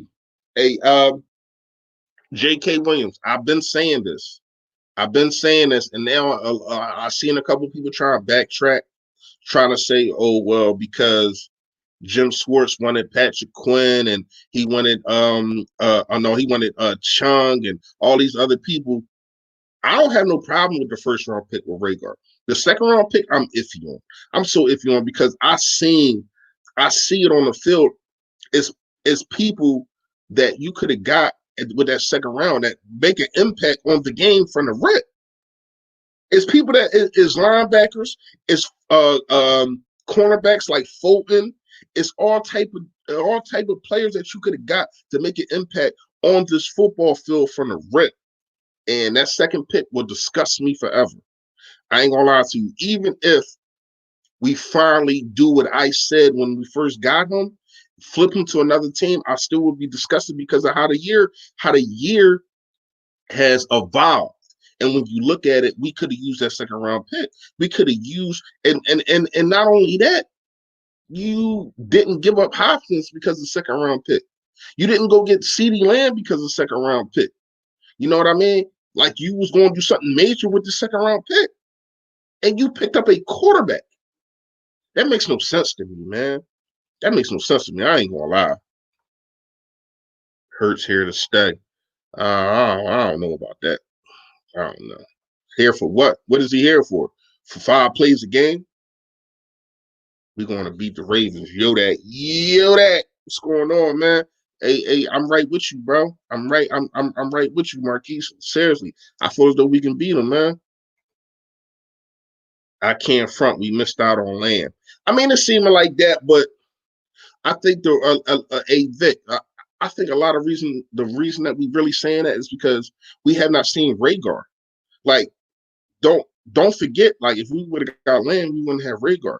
Because Rhaegar is hurt, I think a lot of people want to forget about him. Let's not forget in 2 weeks, nobody really was touching the yards that he had.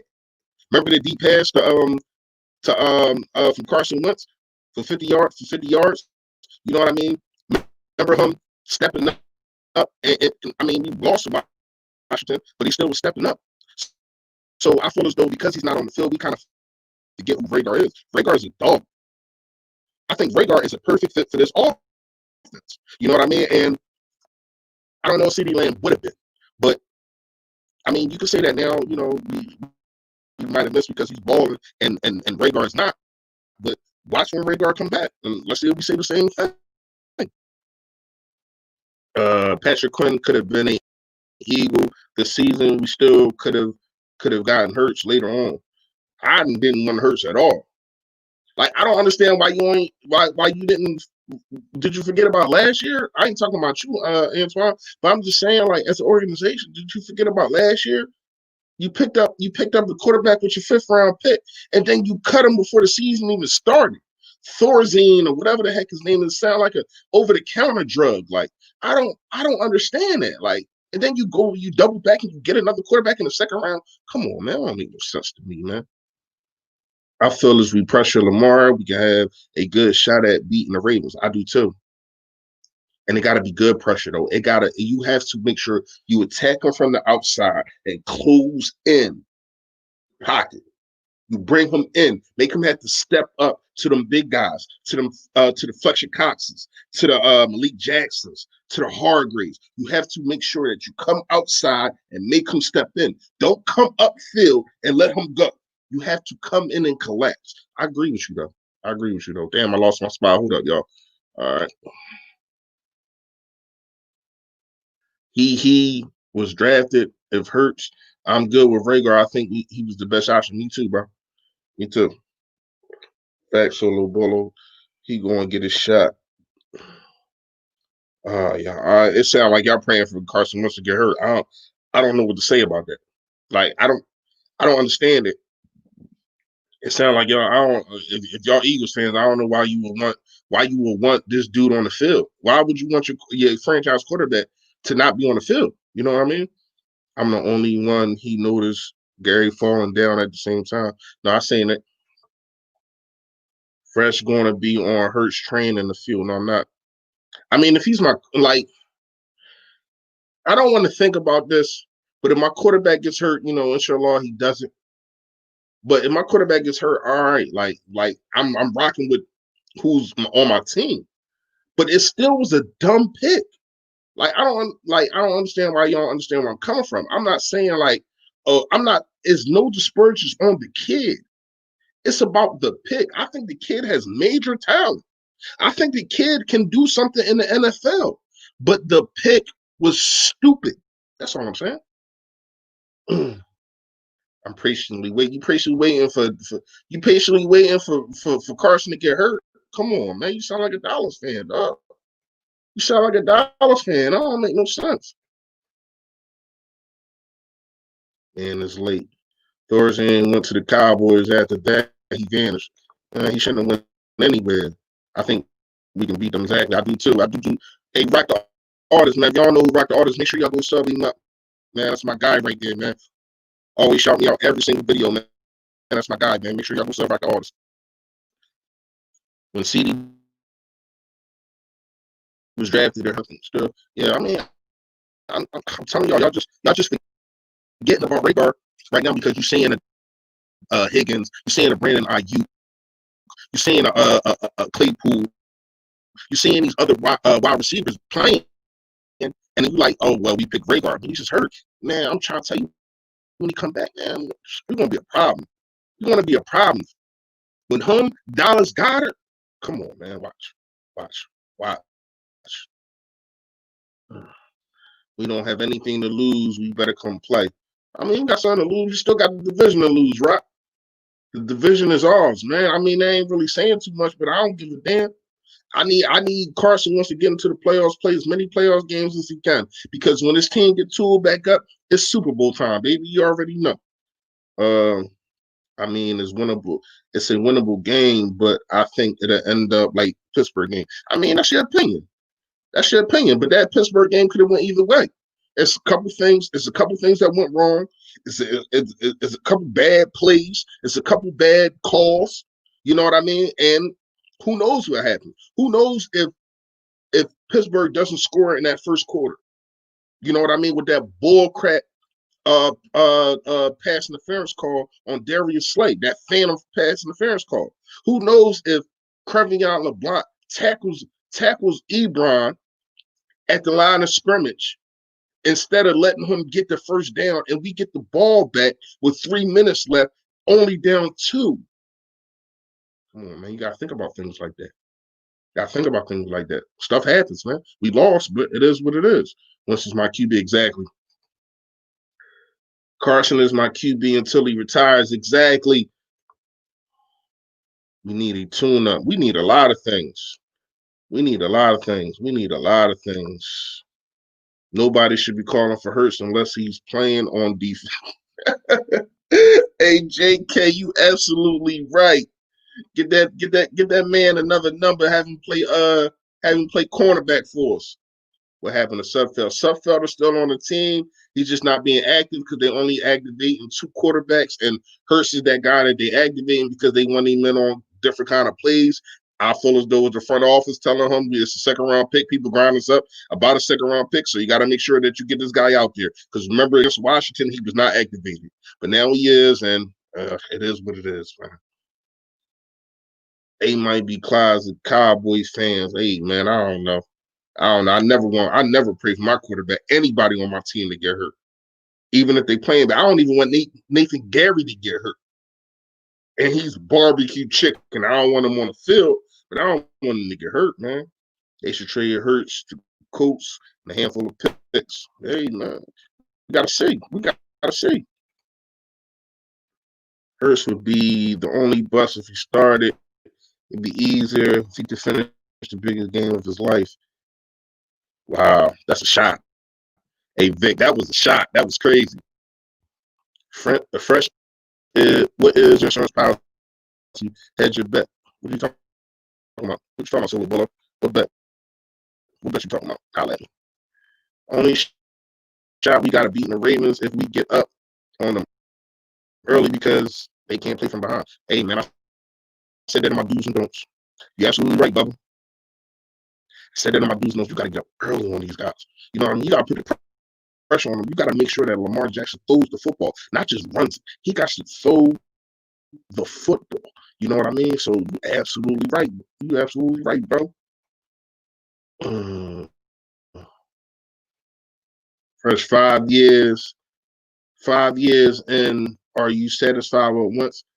I'm not satisfied this year, but this is really his worst year. Like, yeah, I think he can do better this year, but when you look at it, you don't win a Super Bowl because of Wentz. Facts. You know what I mean? We don't go to the playoffs last year if it wasn't for Wentz. Facts. You know what I mean? 2018, he was hurt. 2016, he threw the most of any rookie ever, and that's still to this day. I see a guy that has really been depleted of weapons. Offensive line has been shifty, and you see so much of talent that's being wasted. Let me ask you this, Solo Bolo, since you want to get on Wentz so fast. Who was your favorite quarterback? And you take your favorite quarterback, you tell him week in and week out, I'm going to take out your starting left tackle, your starting right tackle, your starting left guard, your starting right guard. I'm going to take them in and out every single week. You're going to have different linemen. And then I'm going to take your best tight end. I'm going to take your top 3 receivers. And you see what he do then, bro. You got to think about these things, not just saying, yo, Carson Wentz is playing garbage. Look at what's going on, bro. It's not just about Carson. It's about the organization around him. It's about the fact that his coach won't play to his strength. He's not rolling him out like he should be, like I feel as though he should be. He's not running the football like he should be. He's putting his quarterback in harm's way every single week, bro. Even last week, we want to give. I mean, Carson was bald. He came out of that situation. But still, when you look at it, he kept him in the pocket with a makeshift line. Think about that, bro. Think about that. So much wasted money this season. Nate Sudfeld, Josh McCown, Jason Peters, Nate Gerry. Bro, the list goes longer than me, bro. Yeah, you absolutely right. Like, I don't know. I kind of understand the Josh McCown situation because of the COVID. I think it's smart. You know what I mean? But then when you look at it, it's like, well, they just shutting down games any damn way. You know what I mean? Cam Newton got it, and they just shut down the games, and Cam Newton missed one game, and now he's back about to play on Sunday. So, yeah. Charles, you right, bro. You right. Yo, Fresh, where your thug passion, Henny? I don't drink Henny, bro. I don't drink Henny. That's stuff nasty. Ugh. You say, though, that's something different. On Fresh, what's up, BR? My youngin', what's going on? Y'all ain't subbing up. Make sure y'all do that, man. Make sure y'all do that. 5 years in and ain't do nothing. I'm an Eagles fan, not a Wentz boy. I don't want to be a Wentz boy. Like, you're an Eagles fan, that's your quarterback. And what you mean he hasn't done nothing? He won the division 2 years out of 4. He is the reason that we had a Super Bowl. He's the reason that we got a Super Bowl. You want to talk about Nick Foles stuff? You think Nick Foles can deal with? Come on, Solo. We'll be better than that. Don't do that. Why are we not playing? I don't know. Hopefully it changes. They saying Devon Taylor has been a project. What the hell does Nathan Gerry look like to you? What the hell does Nathan Gerry look like to you, bro? Look like a project to me. Look like a project to me. Hold on, trying to get to every last one of y'all joints before I get out of here, man. Foles won a Super Bowl, LOL. Believe if Carson was in that year, we would have had none of those trick plays and lost the playoffs. How can I believe that? He was the best player that whole year. Period. Nobody was better than him that year. I can't believe that. You can believe that. You can make yourself believe that. Nobody was stopping Carson Wentz, bro. Are you tripping? He went 11-2. Come on, man. Don't do that. His worst year, he had 2 bad games out of 5. What are you guys talking? Exactly, bro. I don't know, man. Sometimes, man, people just look at records and they forget that defense plays games. They forget about what we talk about, BMORE. They forget about the Vikings game, gave up 17 straight points.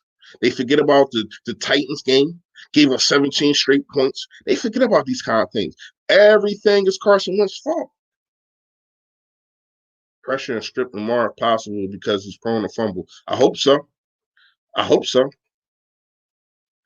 That pass hurt Strew last game, although it was a laser.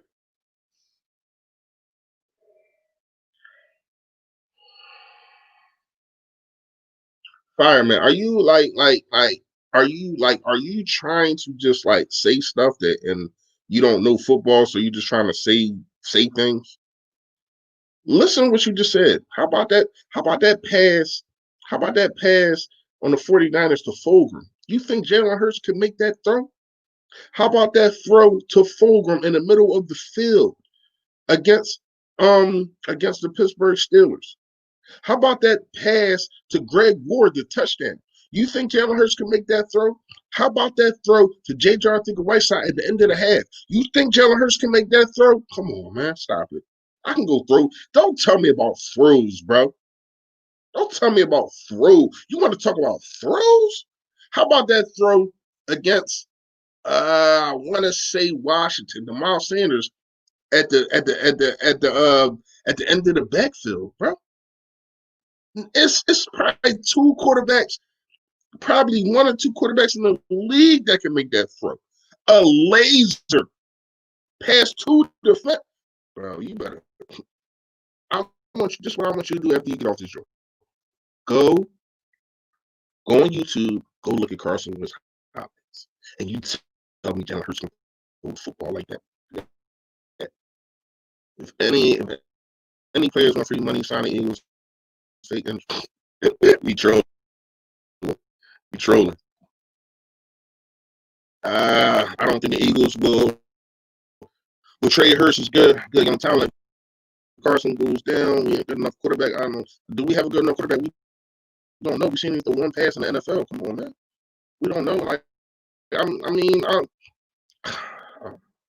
He threw the ball to wide open. Hey, Charles. I be trying, bro. This defense needs to stop. I want to see them lay out Ravens. Yeah, I believe that. Carson Wentz needs to roll out more. No, he needs to get rolled out more. That's not his fault. It's play selection. I ain't saying that's what you're saying, but it's play selection. Josh McCown is getting that check, yeah, for chilling. He in Texas chilling. Jalen Hurts will look good at first, and everyone will have tape on him, and he will look bad. Stop it. Exactly. Thank you, JK. Appreciate you.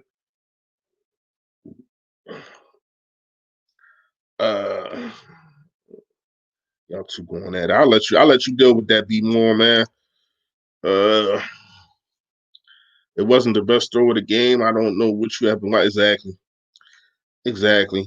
But because it came from another quarterback, that's what it is. See, here's the thing, real fast, BMORE and everybody that's still in here. Appreciate y'all. I know we'd be going strong. 2.5, then there 3 hours. At the 3-hour mark, I'm probably gonna be getting out of here. I got a pregame in the morning, 11:30. Make sure y'all tune into that before the game, man. We're going to get things right. We're going to talk about some things. I'm going to give y'all some more do's and don'ts, and I'm going to give y'all my standout players, and I'm going to give y'all my score prediction. I have not done that yet. But get into some of these comments before I get out of here. Wasn't the best throw. I already read that. See, here's the thing, BMORE real fast.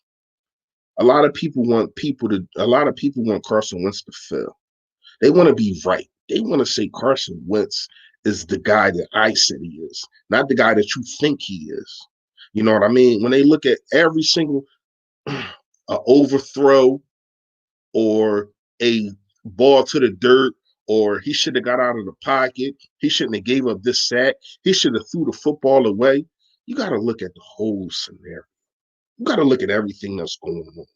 And I look across the league, you know what I mean? When we had the night game, I finally got a chance to watch Red Zone. I seen quarterbacks all over the league making overthrows. I seen Nick Foles making booty juice throws. Everybody want to talk about Nick Foles. Everybody want to talk about Jalen Hurts. Y'all keep on talking about these backup quarterbacks disrespecting my man. When we win a Super Bowl with Carson Wentz, you don't get to cheer. Brad him better than Jerry. Hey, yeah, how about that? I don't know if Brad can play in this league anymore, though. I think he lost too much of a step, man. I just can't give Wentz a pass. A pass for what? What do you need to give him a pass for? Solo Bolo, paid too much for a pass. How about you? All right, so can I ask you a question? Can you give Fletcher Cox a pass? Can you give Fletcher Cox a pass? Because they damn near getting paid the damn same. And Fletcher Cox is not $100 million. Is not playing like $100 million man. Oh, but what you might say, Bolo, because I say it for you. Oh man, he's in defense and they can't get at the quarterback. Getting rid of the ball, yada yada. So you want to make up circumstances for Fletcher Cox, but not for Carson Wentz. Yes, it's about coaching. Yes, it's about players around you. Yes, it's about other things that you just saying Carson Wentz is doing this and doing that. Has Carson Wentz been playing bad? Yes, he has. Has he the last 2 games? No, he hasn't. Just hope you don't get blown out. Hey, man, I'm hoping for a win. I'm hoping for a win.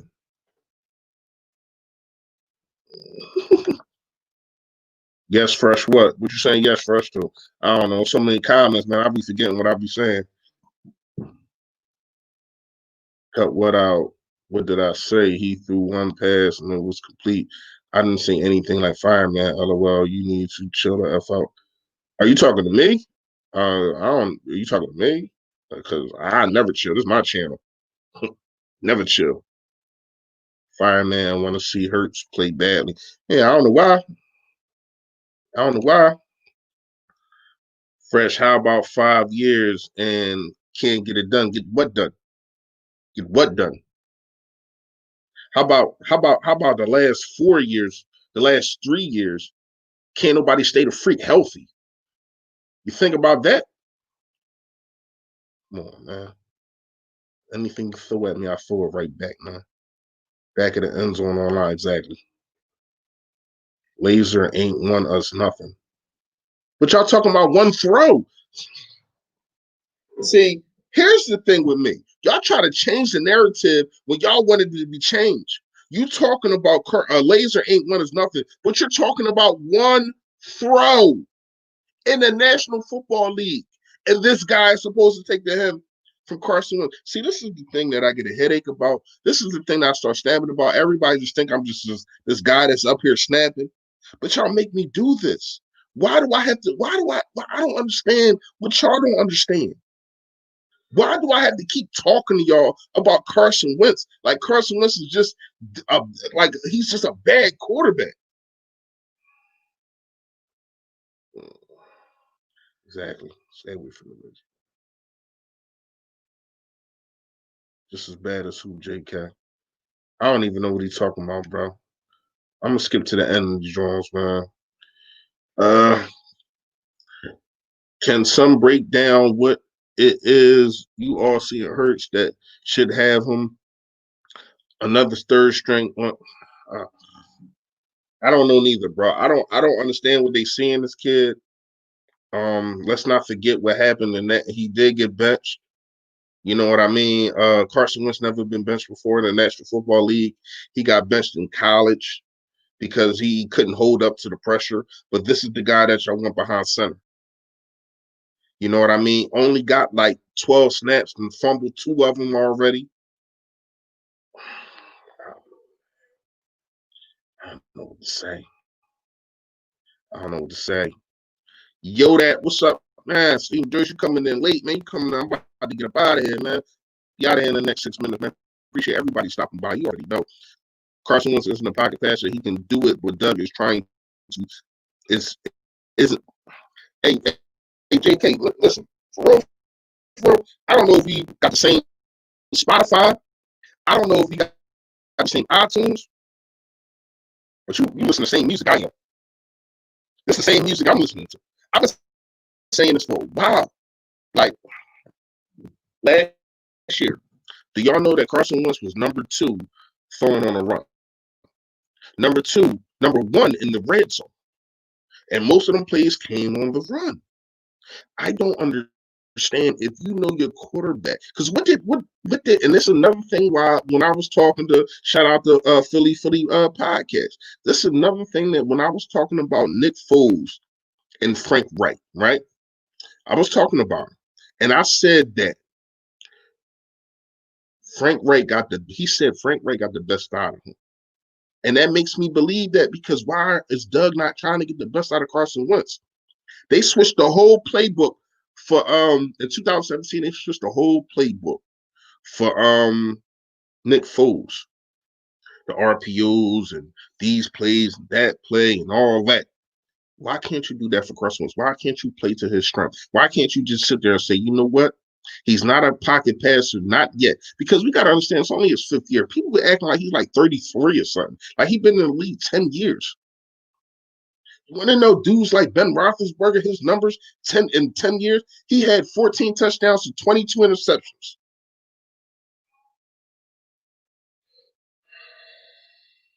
I got to stop it, man. I got to stop it. Please.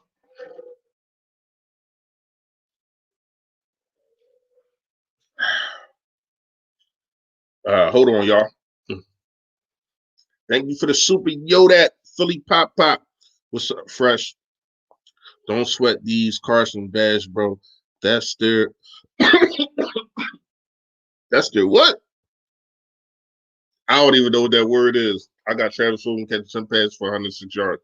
Hey, Philly Pop. Listen, you gotta go to my you have to go because that's crazy. That's the giveaway.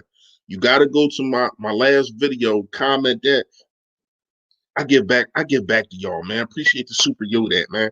I get back to y'all. You know what I mean? I'm giving away a $20 gift card to whoever hits that answer on the head. So you got to go to my last video, man. It's do's and don'ts. And, comment that. And if you hit it, man, I send that thing right to you. If you think I'm lying, that's Jersey Boy. You know what I mean? It's a whole bunch of dudes, man. Trying to tell you, ask Eminem. Well, that thing's probably in the mail. He probably ain't get it yet. But yeah, thank you for the super Yoda, man. And you got to comment that joint on to be eligible. You got to comment that joint on the video, man. Appreciate you. First, don't forget Hurts had a pick of college that could have used limited skill set. Yeah. I mean, college and college, we already know college is different, man. This is the best of the best. College is the best of who is the best in high school and in your region. This is the best of the best. Defensive players get paid too. You know what I mean? There's no pocket with the offensive line. Defensive line gets to tee off on our O line because Doug won't run the ball exactly. They just pin the ears back like we used to do in 2017. I'm a bash Lynch till he earn the money. What you need him to do to earn the money, Solo Bolo? What you need him to do when you're Super Bowl with these weapons, with this offensive line, with this defense? What do you need him to do? Win a division? Oh, he did that twice. What you need him to do, Solo Bolo? You tell me. And he hasn't and don't care. I don't care about that. Didn't Hurst lose a spot? Yep. And I'm not trying to bash the guy. I think he's a good player, but he's not Wentz. Who's Ben?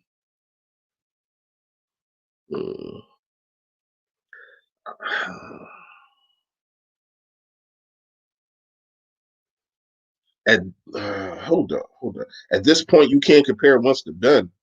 I didn't. I compared his 5th year to Carson Wentz's 5th year. He had 14 touchdowns to 22 interceptions. That's what I'm saying. With a stellar defense. And always had wide receivers. Always had wide receivers. Since he came into the league. So you're right. You can compare the two. You're absolutely right, man. Everything's urged should start over once it's cracked out. For real. Yeah, that's facts. That's facts. Yep. Came back and won. Came back and won what? Back and won what? Exactly. What did he win? What is he talking about? Oh man, this is getting crazy, right? I'm getting a headache.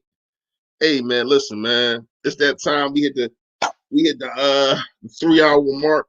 Appreciate everybody, even the people that's hating on Carson Wentz, man.